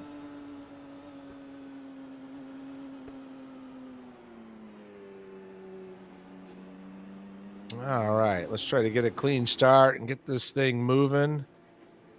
Weather is exactly the same as it was last time. Does not change. Track temperature a little warmer, but that really depends on the clouds that might be passing overhead when we bring it up. Adam Blocker coming off a win in round 6, looking for another one right now in round 7. Pace car will be pulling in. They'll be turning over control to Blocker. Harrington was very aggressive last time out. Watch out for Connor. See if he can snake the lead. Pace car is in. We're going racing one more time. Blocker into 1 and into 2. Harrington, nothing for him. Coming up, though, now only a half car length back. The defensive line from Blocker. He pulls to the outside. They are too wide through that corner. That's the same move he tried to make before. We do have 2 guys back there at about 5th spot going 2x2. Looks like they all made it, but yeah, Connor Harrington's really attacking Adam at the moment. Like I said, I think he really knows that if he's going to have a chance to win, he's got to make this happen right now. But Adam really gets a good run onto that back stretch and kind of gaps. Sure does.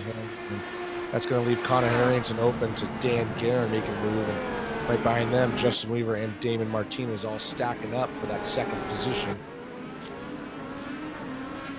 Blocker trying to wonder away. Harrington trying to stay close.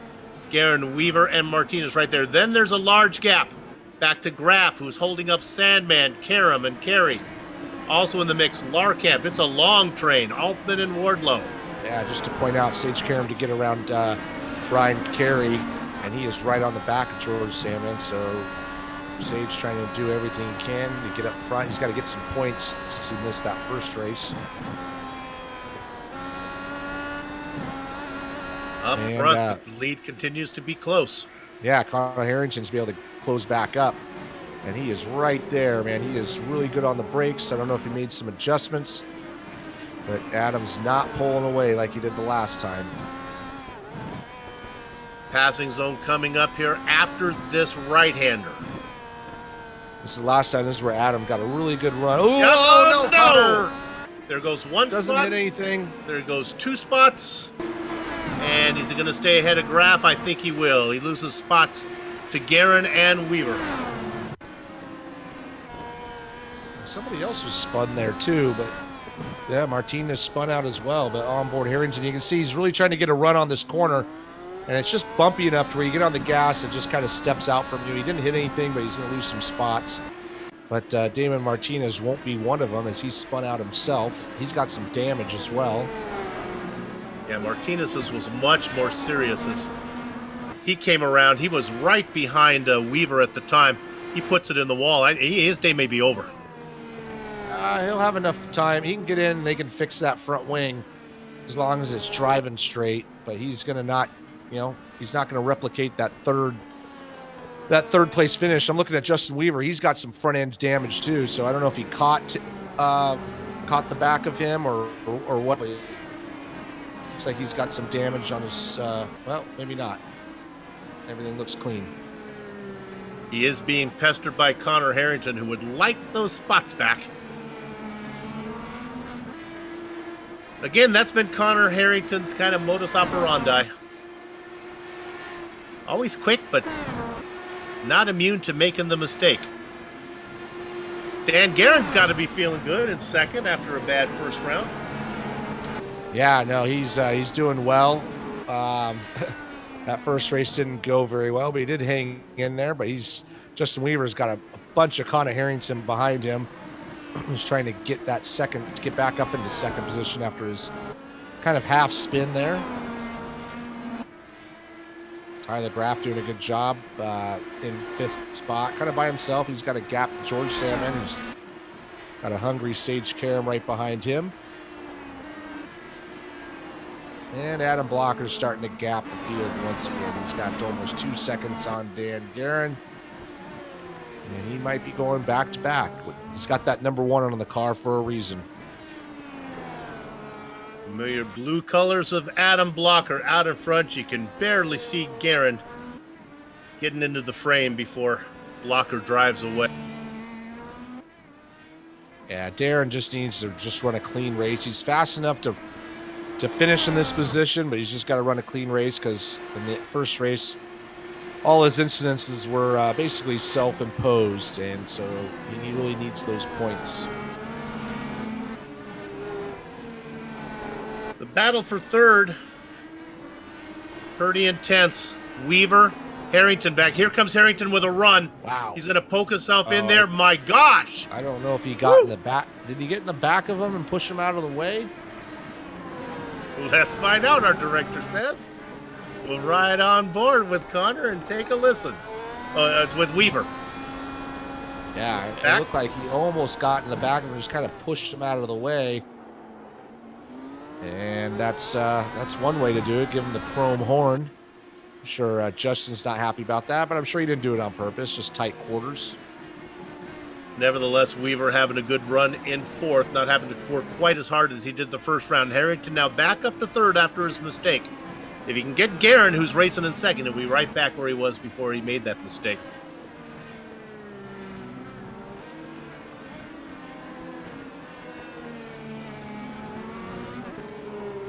Looking back at 10th position.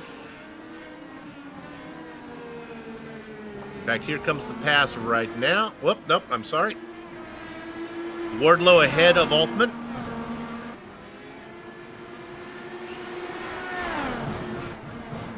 Watching the whole thing, Samuel Ryman back in 12th. Yeah, Samuel Ryman was having a really good run last time and kind of got caught up in an unfortunate fortunate error by somebody and took him out. So he's probably looking to have a clean race here. Dustin's got his hands full trying to hold back David Altman. Oh, Brian Carey. He's got some damage on his front wing, and he's coming into the pit lane. So he's clipped the wall or something, and that's going to be the end of his day as well. Got the inside curbing, and then he pancakes the left side. Yeah, that's a really fast corner. It's like fourth gear, third or fourth gear, and there's no room for error. I mean, you kind of, shooting the gap, and if you make any kind of mistake, it's just sending you right out. And it looks like he has exited the car. So let's go back and look at Wardlow and Altman again. One of the best battles on the track. They now race for 9th position. Ryman watching on there.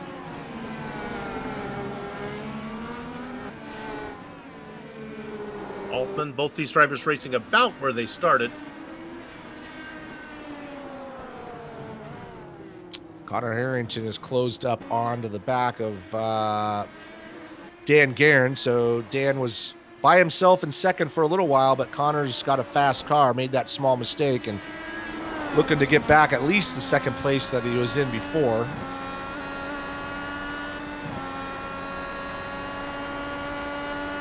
Sandman's been able to gap Sage Karam a little bit too. Sorry. Yep. Here comes Harrington. Did not take him long to get there. No, he pushed Justin out of the way. I'm coming through. I got to get back and take that second spot back is what he's thinking. So he's got a fast car. Oh, he's going to go right by him. I think Dan, like I said, Dan had a pretty rough race that first one. I think he's just like, hey, do your thing. I'm going to do my thing and just try to maybe take a podium top 3 here. Again, probably listening to the broadcast, and he knows that Justin Weaver got a nose full of Harrington last time. Maybe he said, I don't want that to happen to me, and he lets Harrington go by. So does Harrington have any chance to get the block? Or maybe it's only 2 seconds. Harrington seems to be really quick. He seems to be a lot quicker this race than the last one. Justin Weaver's got a handful of Tyler Groff. Tyler's looking to have another good run on this race. He's in position to take that spot as they go through turns 1 and 2. As you can see on screen, they're going to lead onto the backstretch. This is the place where you can make that pass.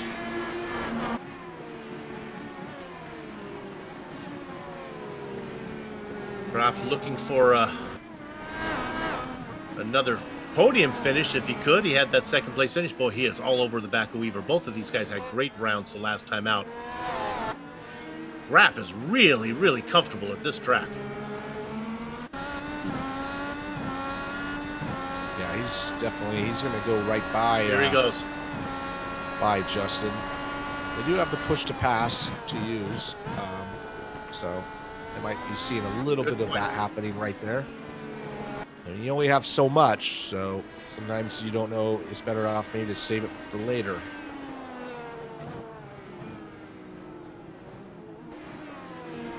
Be fun if you could have carryover, like your cell phone minutes, like from race to race. Didn't use them all the first race, come into the next race with a little extra? Well, probably not. Just wait to the end and use the whole race to push to pass. Well, that'd be awfully good at the last round, yeah. Yeah, we're seeing a little bit cleaner race this time. I think getting that first race down, and we're not having so many people crash early on, so a little bit cleaner race, cleaner passes going on.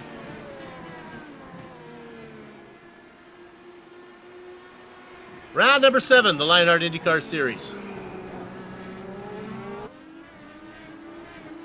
Loud Pedal Motorsports duel at Detroit.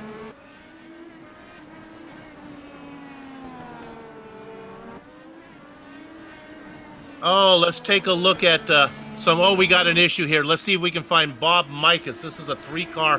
This is a big one. It also involves James Brandt. I believe this just happened. Yep. This is kind of an accordion effect here. Stuff starts to happen in front of the meat machine, and the next thing you know, he's into it.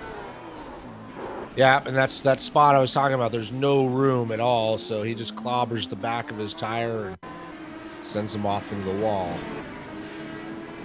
That's a big group of cars we're watching right there on the replay.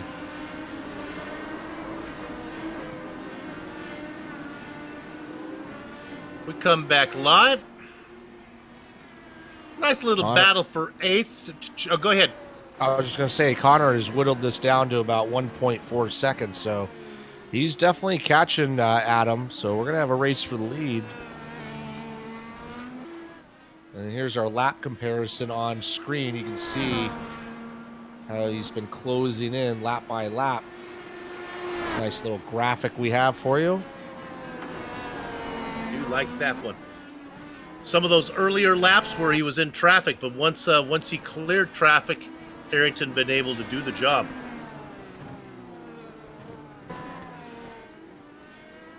Let's look at this battle for 8th position. This is Stefan Larkamp and Dustin Wardlow coming up trying to make a move.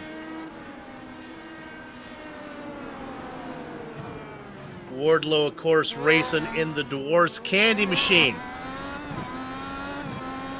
You know, if you're tired of that impersonal gift cards and you're looking for something truly unique, how about you try this lasting impression and use check out Dwarfs Candy. They got some chewy butter peanut filled taffy enjoyed by generations dating back to 1909. And they'll ship it to you all over the world. For more information, dwarfscandy.com. I'm going to be putting in my order. I like the peanut butter toffee. My wife, she likes the peppermint. And as we're watching this battle, you might have seen up Here on. you go. Oh, we got. Yep. Stefan goes a little bit wide, and it's going to leave the door open for Dustin, but no pass made. But I was going to point out, you might have seen up on the screen there that Connor Harrington did put the fastest lap of the race in so far. He's there now. Yeah, he's only half a second behind, 0.4 of a second. So Adam's not having the easy race like he had last time. He's going to have to battle this one out. He didn't have Harrington to deal with last time, as Harrington ran into problems early. Their qualifying times just 1/10 of a second faster by Blocker.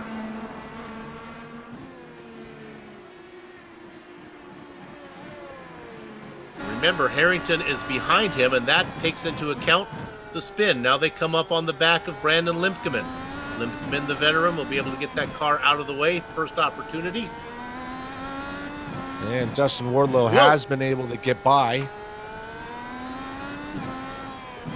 We have that bookmark, but right now we'll stay on this. Poor Brandon has nowhere to put the car. He finally gets it out of the way, and that's going to give an opportunity to Harrington to make a run here, but he cannot get it done. Closing in. He will wait.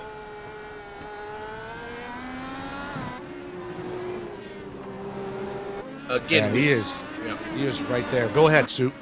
Well, we saw this earlier. He's really good out of 6. Oh, no, look at this. Oh, where's he going? Oh, a mistake, and Limpkeman goes by. Yeah, he came in so hot. And he just did everything he could to keep from running in the back of Adam, and didn't hit anything. But he's going to have to do all that hard work all over again. Now we're going to go ahead and take a look at this replay. This is Wardlow, I believe, as he gets around Larkamp.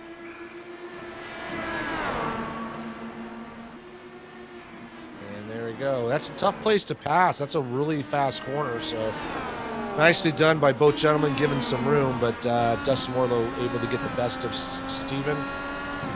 And showing Tyler Graff in the pits as well. I don't know. Yeah, I think it might be pit stop time here. Lap 16. It's probably right at the beginning of the window. Especially with that yellow flag lap, they can probably come in a little earlier than they would before.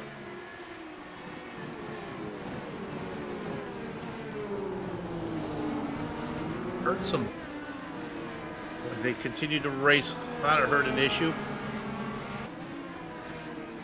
That was close between Andrew Kinsella and Tyler Graff.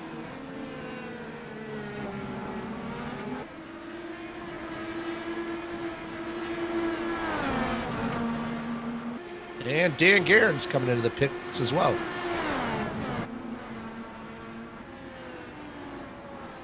Leader of all the cars who have pitted is Kinsella. He's in and out. Larkamp comes in.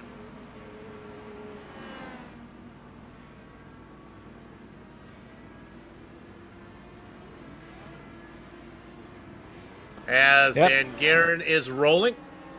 Everything's starting to happen now. Adam Blocker and Connor Harrington still staying out there.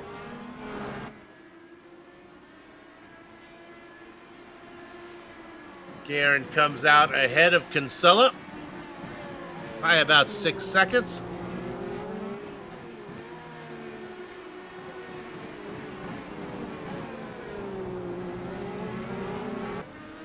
Blocker and Harrington yet to come in. Order shuffled up right.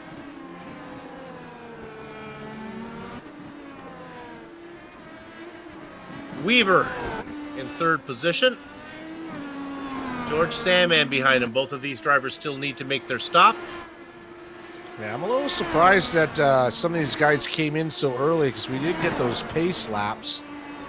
So you should be able to go a little bit farther than normal, and then you don't have to fill up as much at the end. So I'm kind of surprised by that.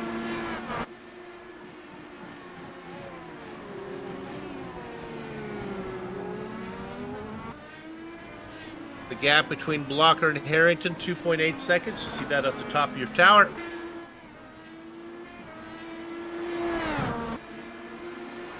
Pretty close between third, fourth, and fifth. As Justin, Sandman, Weaver, Sandman, and Karam are all fairly close together. Mike Rigney does a good job of getting out of the way of those three as they go by. Pit stops in all three of their futures.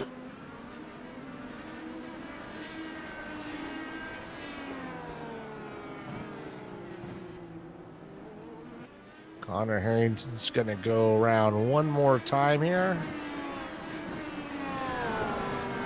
Connor Harrington as well. Like I said, I'm surprised that some of those guys pitted so early because your limiting factor on the pit stop is your fuel. Sage Karam coming in to make a stop.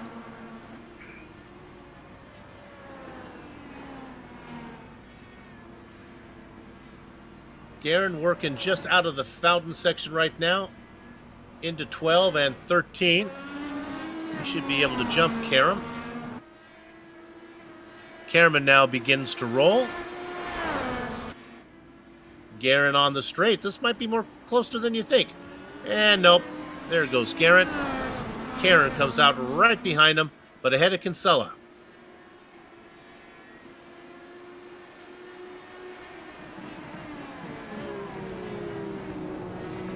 Top 7 yet to pit.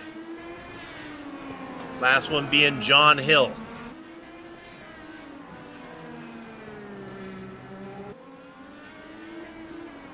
There's John Hill. Now that driver right behind Hill, that is Dan Guerin. That's for a spot. But Hill still needs to make a stop. Guerin is ready to go. Guerin can't afford to wait too long because he got a hungry Sage Karam behind him. Harrington is in. George Sandman is in. So that leaves Adam Blocker and Justin Weaver as the top two drivers. They have not pitted at the moment. Guerin out of 13. Sandman beginning to roll. This could be close. Sandman turns the corner. There goes Guerin. And there goes Karam.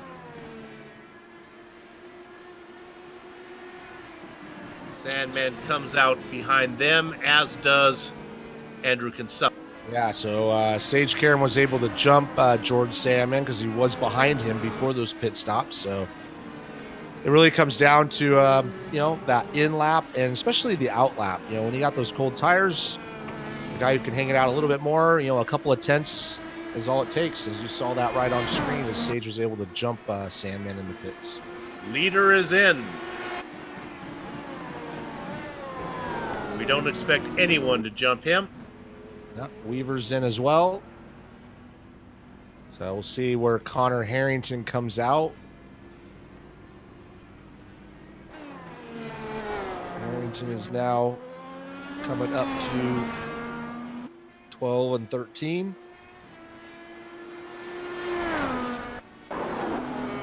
Kind of watched Harrington's outlap. It wasn't the cleanest lap, so I don't think he's going to get to him. And as you see, he doesn't. Justin Weaver's still in the pit box for some reason. I don't know what happened. Now he starts to roll. Weaver coming out next to Samuel Ryman. They come out together. Might have been a speeding penalty. They lose his position there to Stouffer. Oh, Stouffer's a lap down. Larkamp jumps him. Yeah, he came in second. Definitely didn't come out in second. Oh, and he loses it. There's those cold tires. No tire warmers in IndyCar. And he's taking a tow, so his race is over.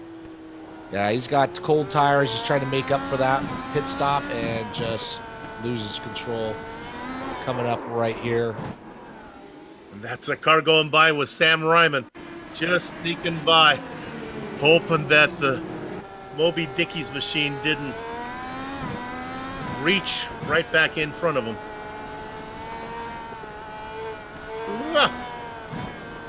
Sam with a good run, up in ninth. Pit stops are done. Let's run through the order 5 at a time. 1.3 seconds up on Connor Harrington is Adam Blocker. Now it's actually up to about 2 seconds as Blocker starts to negotiate some lap track with George Anzaldo. In second, it's Connor Harrington. He has been fast, but he's made mistakes. Let's see if he's able to run down Blocker. After a bat, oh no! Connor keeps going. A little bit scared. Boy, the car continues to squiggle. After a bad round last time, Dan Guerin doing much better, sitting in third. He's comfortable. No real pressure on him. The man racing from Indianapolis, and we'll be racing the World Indy 500, Sage Karam in fourth. He's only got 1 second, though, on George Sandman, who's closing the gap. Up 3 spots into fifth. Richie? Yeah, Justin Wardlow started 12th. Nice run up to 6 spots so far. Stefan Larkamp from 10th to 7th. Samuel Ryman doing a good job up to 8th spot. And I'm sure he's looking to have a little better luck this time, but he's done a good job from 14th to 8th. Coming in 9th spot is going to be David Altman, doing a good job as well, keeping it clean. And Andrew Kinsella, that early pit stop I thought would hurt him more, but he's worked his way up to, well, no, sorry, John Hill is in 10th spot. So sorry, John, doing a good job there. Brian Yazik had a fast car last race, not so good at qualifying, but he's up to 11th. Had that early wreck, was able to fix the car. And Andrew Kinsella, let's just go to him. He's in 12th. Yeah, we made a start of the rundown a little bit early as Kinsella, I think, had still a pit stop to make. He was running long. He's notorious for it. Well, actually, no. This is his second stop because remember he was one of the drivers that topped off. Yeah, no, absolutely. So doing a good job up to 12th. He started 15th, and if you want to finish this out in the top 15, we got Bart Workman up to 13th spot. Great job from 22nd to 13th. And we got Joe Branch up to 14th position, starting 25th.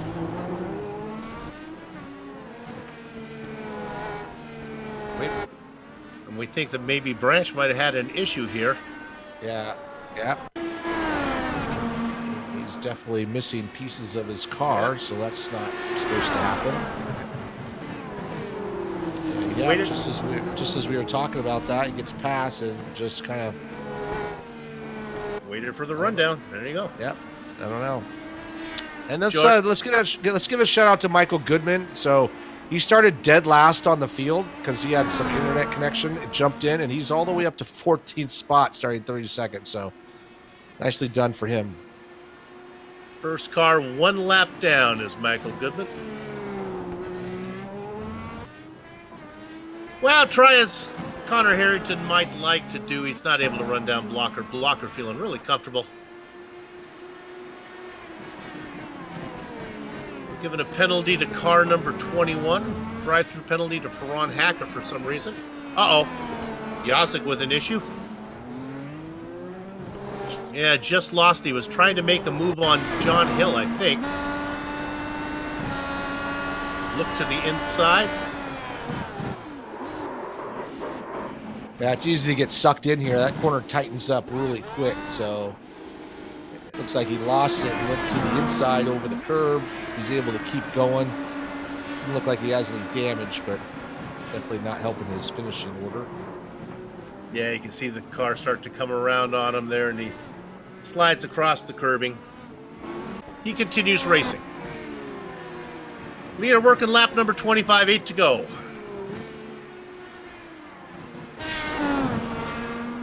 Yep, Adam. I was just going to say Adam Blocker pulling away. It's got 3.3 seconds here. I want to point out that Dan Guerin's starting to come under a little bit of pressure from Sage Karam. Sage is kind of seeing him now. And I know Dan wants that podium position, so I'm sure he's going to fight hard for these last few laps. Good news for Guerin is he has no lap traffic to slow him down in front of him. He should be able to race full song.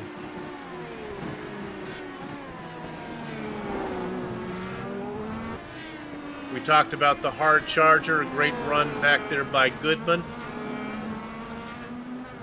Chris Lanini, another driver doing really well.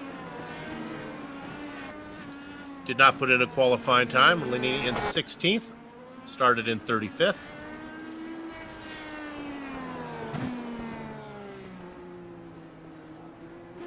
Everybody up front kind of separated out there. It's kind of cleaned up a little bit after all the pit stops. No real battles happening.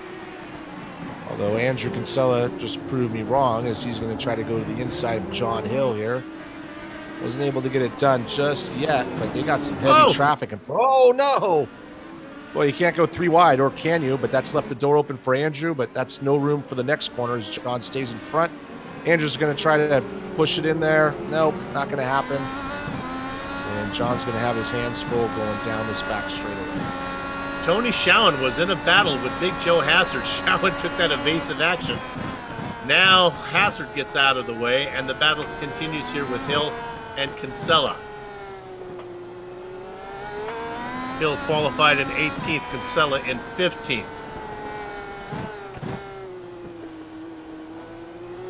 Based on qualifying times, they think they'd be equal. Based on reputation, Kinsella certainly the favorite there. Oh, Brian Yazek has just pancaked the wall hard. I was just jumping on board with him, and he just sent it. He's got no front wing. He's going to have to pit. Well, he's not going to pit. He's going to keep going. I guess it's getting far enough in the race. Just kind of hang on. But Bart Workman was closing in on him, and boom. And now you see Workman go by. There goes Bart.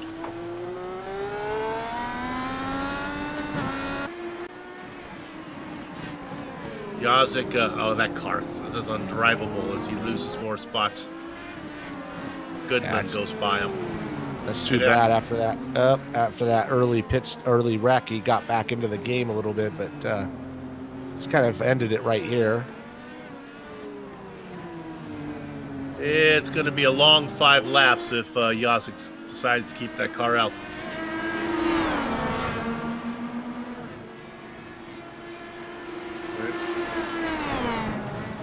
James Brandt has just put the car on the wall. James was racing in 20th position.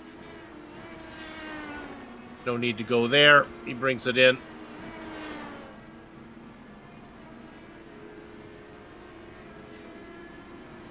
The track a little more friendly than it was last time. Attrition not quite as bad. We look at 8th position. Oh, careful, that car, that's Bolster getting out of the way. Ryman leading Altman. Ryman in the orange and yellow machine. Altman with the run back there. Cannot get there. Remember, that's Bolster who's not in the hunt. He's a lap down. They come up on Anzaldo, though. That is somebody that Bolster is racing with. Yeah, not really. Oh, he's going to run into the back of him a little bit right there. Everybody keeps going, but pretty tight through here. Like I was just going to say, there's not really any room to pass, so it's got to be a little more careful than that. As Anzaldo continues his move, his race with Bolster. With Bolster, yeah. They're going side by side. Poor George pulled over. He pulled over to let the fastest cars through, and Bolster said, well, I'll go through with them. That's not nice. We talk about that at our Backmarkers United meeting. That's just not cool, man. All right, Ryman ahead of Eltman. Ryman up 6 spots, Altman up 2. Sage Karam's been able to close up that gap to Dan Guerin a little bit. He's only 0.6 of a second behind him. He was 0.4 faster on the last lap, as you can see on screen how he's been closing in on him. 3 to go. Dan's going to have a handful to hold on to that podium position.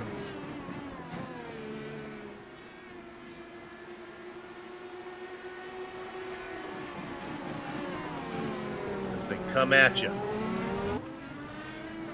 We've got a couple of battles here. I mean, Dustin Wardlow's closed up on George Salmon as well. So not that long ago, it was pretty quiet, but all of a sudden we got all these battles all over the track near the end. Oh, David Altman has crashed his car trying to get by Samuel Ryman, so his car's walking like a crab. His race is over. He brings it into the pits. It was we'll take a look at, there it is. Oh, a nice smack. We ride on board, and Ryman's got to be breathing a little easier, as Altman was on his tail. Yeah, same spot. We saw some others have some trouble. Yep, that's going to be the end of that car. So the battles we're watching are Guerin and Karam. That continues to tighten up. They have Tony Schowen in front of them. And if you watch, you can see just in the distance there, Sandman and Dustin Wardlow as well battling. And Karam. Yeah, Karam's trying hard, just kind of loses control of the car a little bit. I saw him do this in qualifying too. In this same corner, just kind of lost it going into too much rear brake there. And doesn't hit anything, but loses all those spots. And though those 2 cars will go by are the 2 cars that Richie was talking about, the battle for what is now 4th position, Sandman and Wardlow. Wardlow has a pretty good run. Wardlow right on him. Yeah, he's definitely got the faster car. He's just going to find a spot to get by him. He looks like he's going to try right here. He's up on next to him. And, oh, boy. As Richie might be a little bit on tape delay there as he... Oh, yeah. Up there. Yep. That's all my fault. Sorry to get everybody excited. It was exciting, though. I saw it, too. Yeah, I'm live now. There's Sandman and Wardlow about 4 or 5 car lengths apart. We are on the white flag lap.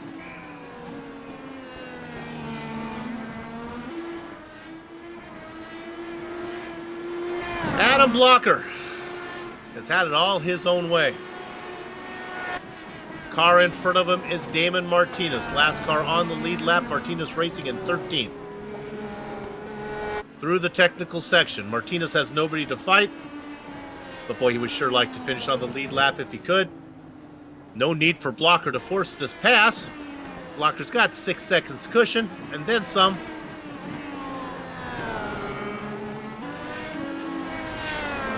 Out of 12, out of 13. Coming toward the finish line.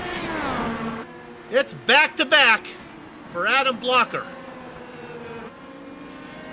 as he wins the Loud Pedal Motorsports Duel number 2 at Detroit. Connor Harrington gets second. Guerin should get third. Let's check in on Sandman and Wardlow. They are finished.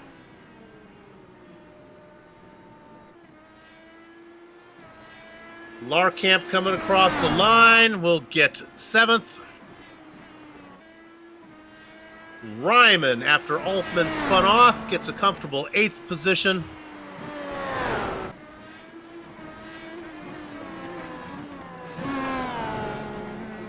Believe the next car will be Kinsella.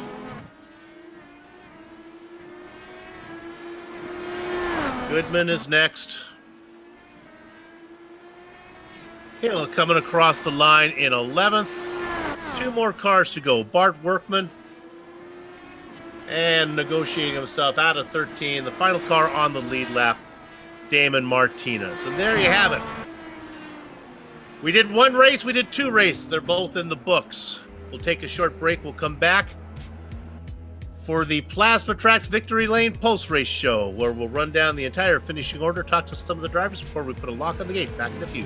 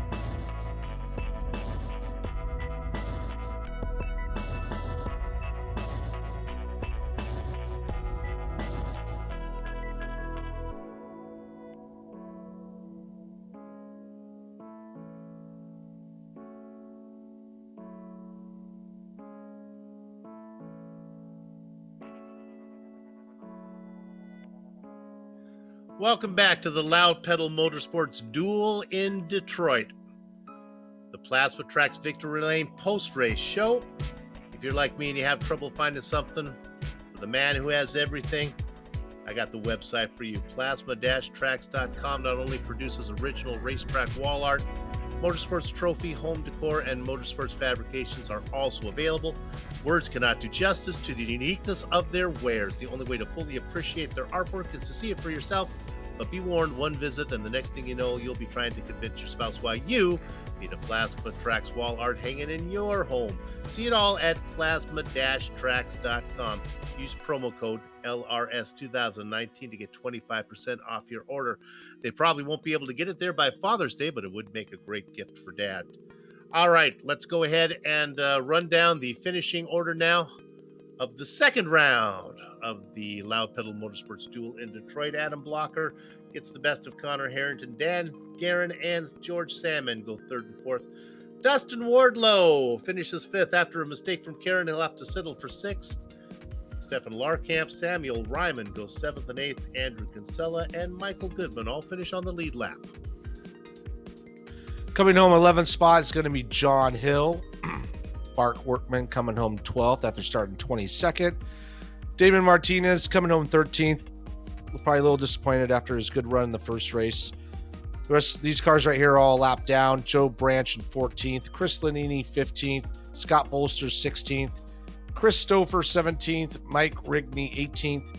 George Anzaldo coming home 19th. And Big Joe Hasser coming home 20th. Tony Schowen hits the blackjack position. David Altman in the double duck spot. Ron Hacker and Brian Yazik all have issues. They finished 23rd and 24th. James Brandt and Justin Weaver in the Moby Dix's machine in 26th. 27th, 28th, 29th, and 30th goes to Brian Beard, Tyler Graft, Brandon Limpkeman, and Scotty Johnson. Richie? 31st, Isaiah Dupree. Bob Mikas 32nd. Brian Carey 33rd. Obviously, all these guys had some problems. 34th, Ken Hacker. 35th, Paul Jenkins. 36th, Justin Kirby. And the final finishing car will be Brian Greenlee. All right, I get the pleasure of talking to the man who won not once but twice today, and that is Adam Blocker. Adam, congratulations on the win. Not a whole lot to talk about otherwise. Did you know that Connor Harrington was on your outside there a few times early on in that second heat? Yeah, definitely kept me honest throughout the whole race. It was actually really close when that caution came out. He was almost in front of me, but yeah, I was just trying to hold what I thought I could run as my fastest pace without making mistakes. Made a couple little bobbles, like 2 or 3 laps in. I kind of got sideways in I think it's turn 5, and then coming out of the pits after my pit stop on cold tires, almost lost it as well. But yeah, I don't know. It seemed like he was pushing harder, so he had a little bit more pace, but I figured that with him pushing that hard, he would make a lot of little mistakes, and he did. So I was just trying to hold a steady pace that I could maintain. Do you have a different attitude coming to a track where you know if you make a mistake, your race is over compared to one that's more forgiving? Sure, yeah. I mean,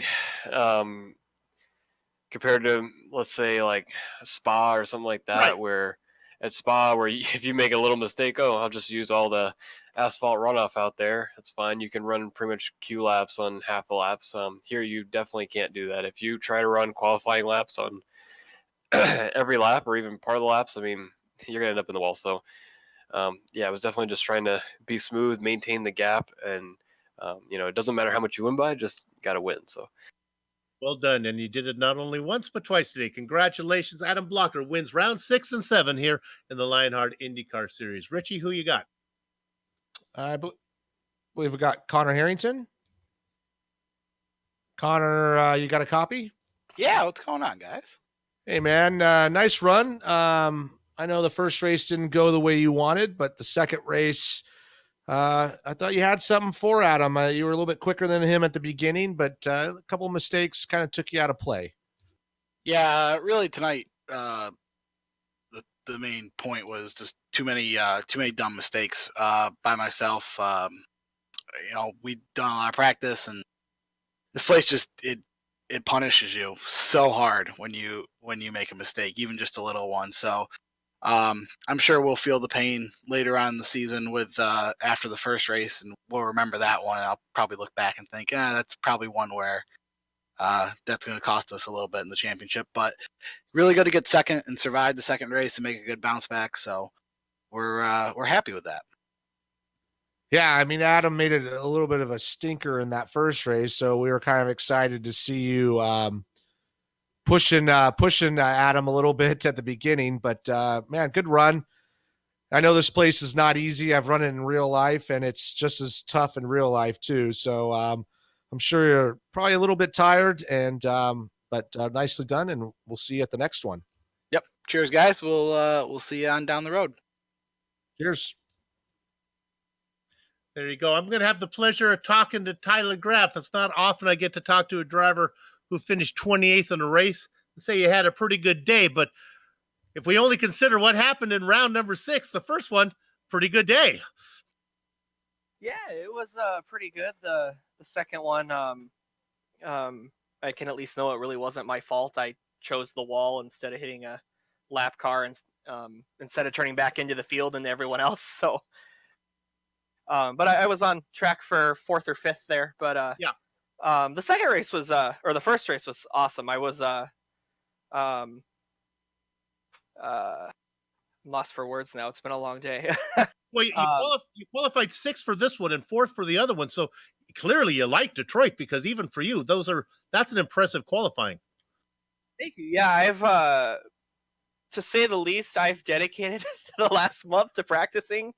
I'm glad to see it go for at least a year. I think with tonight I've done over 1,700 laps. So, but I'm just pumped. I threw away a top 5 at Watkins Glen with just a silly mistake, and I knew that with this next one coming out that I can out practice these guys and just be consistent. And I'm just happy that I was able to execute that this week. Yeah, it clearly showed. The commentators noted it, and I think the fans see it as well. Congratulations. Good luck the rest of the way. Yep, thank you. Tyler Graff, your second place finisher in the first round. He gets a 28th in the second round. Richie? Yeah, we got David Martinez, P3 in race 1. Really good job in that first race. Really competitive. Obviously, in the second race, had a little bit of an issue early on. Didn't quite work out. Still got 13th spot, though. Yeah, first race, man, I was flying high. I was really close to Graf in the beginning or towards the end of it, and then I just got real loose, saved it, and then brought it home third in second race. I think second lap after the restart, I just lost it in turn 5, and then had to wait for the entire field to pass me, and then I had a little wing damage. So I just decided to go until the fuel window and then get a new wing, and hopefully I could push and pass as many cars as I could. Yeah, no, it was a good showing. Like I say, in the first race, you were fast, and just a little bad luck in that second race. You weren't the only one to have that bad luck. I mean, probably the only person who didn't was Adam. But tough event. I'm sure you're tired. Really good showing on screen, though. Looking forward to the next one? Yeah, of course. I think it's an oval next one. So those are usually not my strong suit, but this was a good race. I mean, it was fun. There was 2 really fun, exciting races. And then thanks to everyone for putting it up. It was a good time. I want to thank Sage Karam. He's a close friend of mine. Without him, I probably wouldn't be half the driver I am now. Got to know him over the last year on iRacing. He just made me way quicker than I ever probably could have been without him. Yeah, nice. Yeah, he did a good job in that second race, missing that first one. So once again, nicely done there, Martinez. And we'll see you at the next race. Yeah, real quick, let me just congrats Sage. I mean, P6 for him. He's on a borrowed setup. He's on a backup rig because he's in Indianapolis. So, I mean, he did really well considering he's got half the equipment he has now. So, big shout out to Sage. Yeah, we don't need him to get good stuff. We need him to keep him on that lower end stuff, right? That's right. Which always makes me feel weird about when we give away all these cool hardware to the winners. Like, geez, this makes the rich get richer. Our final interview is going to be with Dan Guerin. Had a rough first round, but he did real well in the second one with a third place finish. Dan, congratulations, third place. That was one of the hardest races I've ever done. The first race was not too good. I had hopes for getting a top 5 there, started making a bunch of mistakes, and then I had damage. Tried to hold on to it, just kept spinning out, had to pit twice, and third race just did a little bit better, held on, kept her straight, and third is more of a win for me tonight. You had that dang Sage Karam pestering you there at the end. Yeah, I just kind of watched the relative a little bit and seen that he must have found a little sweet spot and started gaining on me. And if he would have had a big enough run, I was just going to let him go because I wanted to focus on just finishing the race. And with like 2 laps to go or something like that, he just spun out, and so I just held on for the rest of the way. Well, congratulations. When we appreciate, I can tell that you're thinking championship. That's why you stayed out there and ran that first round when that car was so damaged, trying to get whatever points you could, right? Yeah, I fell back like 28th or so. I'm pretty sure I was dead last. a few laps in and rebounded back to like 17th or 18th. But yeah, it's got like the big picture here. We're only almost a third of the way through this thing, and just got to look at the big picture. I want to give a quick shout out to my sponsors here: Lock Precision, Midwest Simulations, Graphics, and Sim Racers for Mental Health. You got it. And that's going to do it for us. Oh, we have one more. Sorry, we're going to No, top we two. got Who do you one more. We're going to bring in John Hill. Hey, Got it. guys. Hi, John- Richie. Hi, Sue. Hey, how's it going? Running the Sim Pit car, man. Nice job. Just outside that top 10. Yeah. But really good showing. Not an easy track, and you had to do it twice. Yeah. And I just had a lot of fun. I just want to say you guys are the best. And I was amazed that I could keep Andrew Kinsella behind me for so long. And then I lost focus after he passed me, and I almost lost it. I think it was turn 8. And that's when I got passed again by Goodman. I forgot his first name. Yep, Michael Goodman. Yeah, but I had a great time anyway. Hey, man, just surviving this race is a good time. So there's a lot of good drivers who did not. So, yeah, we wanted to give a shout out to you because you had a really good showing. And looking forward to seeing you at the next one. Yeah, I had to make up for Sean not being here. So that's what I did. You got to just give him a kick in the butt and tell him to show up. I will. Well, it was his birthday yesterday. So that doesn't count. All right, guys. Thanks a lot for taking my call. There you go, Sue. All right, that's going to do it for us now. Let's thank First Medical Equipment. They've been the source of medical supplies and equipment in the Burlington, Iowa area for years because of their superior commitment to provide the absolute best in product quality and customer service. The team behind the AccuForce Pro V2 direct drive steering systems, by providing unparalleled realism and the most advanced tuning features on the market, the AccuForce provides a significant advantage to any sim racer. It can also make for an effective training tool for real-world drivers. For more information on the entire sim experience ecosystem, including the GS5 seat, Stage Series motion system, and Sim5 software, please visit simexperience.com. And also use that promo code SIMXLION to get 5% off Sim5 software. The Butt Kicker products add instant immersion to any game. Unlike a subwoofer that moves air and loses accuracy and force, Butt Kicker products move actual mass, producing haptic immersion that's powerful and accurate. Butt Kicker products add that missing drive-to-car connection, bringing more realism and immersion to your sessions. See all the family of products at thebuttkicker.com. Use promo code LION25 to get 25% off your order. To contact any of the sponsors you see on your screen right now, go to lionheartracingseries.com. Click on 2018 sponsors, read or scroll to the bottom where you can click on the company logo. And there are some of the companies and equipment software that we use to bring this broadcast to you. The iconic music that lets your ears alert your eyes you're watching a GSRC production comes courtesy of June Lalonde. See the screen to how to get a hold of her. The Lionheart IndyCar Series returns in 1 week, Wednesday, May 29th, round 8 at the Motegi Oval, as Damon Martinez was correct. GSRC and IESN will be there to bring you all the action. We hope you join us. The next broadcast on IESN is GSRC's coverage of the Precision Racing League's Radical Series, round 6 from Spa. Coverage begins Thursday, April 25th at 9 p.m. Eastern. And somebody needed to take that out of the script, as that is long since gone. Sliding across your screen now are just some of the upcoming broadcasts, and I promise you these are actual upcoming. So check those out and mark them down on your calendar. If you'd like more information about GSRC, including a complete list of future broadcasts, you can find us at globalsimracingchannel.com. We're also on Twitter at GSRC Channel and Facebook at Global Sim Racing Channel. And if you haven't done so yet, become a GSRC subscriber by heading over to our YouTube page and hitting that big red button. Finally, on behalf of the entire crew, that'd be Richie, Amjad, Dougie, I'd like to thank you all for watching. With that said, we're off to have fun storming the castle as we saw Adam Blocker go back-to-back here in the Loud Pedal Motorsports Duel in Detroit. Until next time, race clean, race hard, and we'll see you on the track.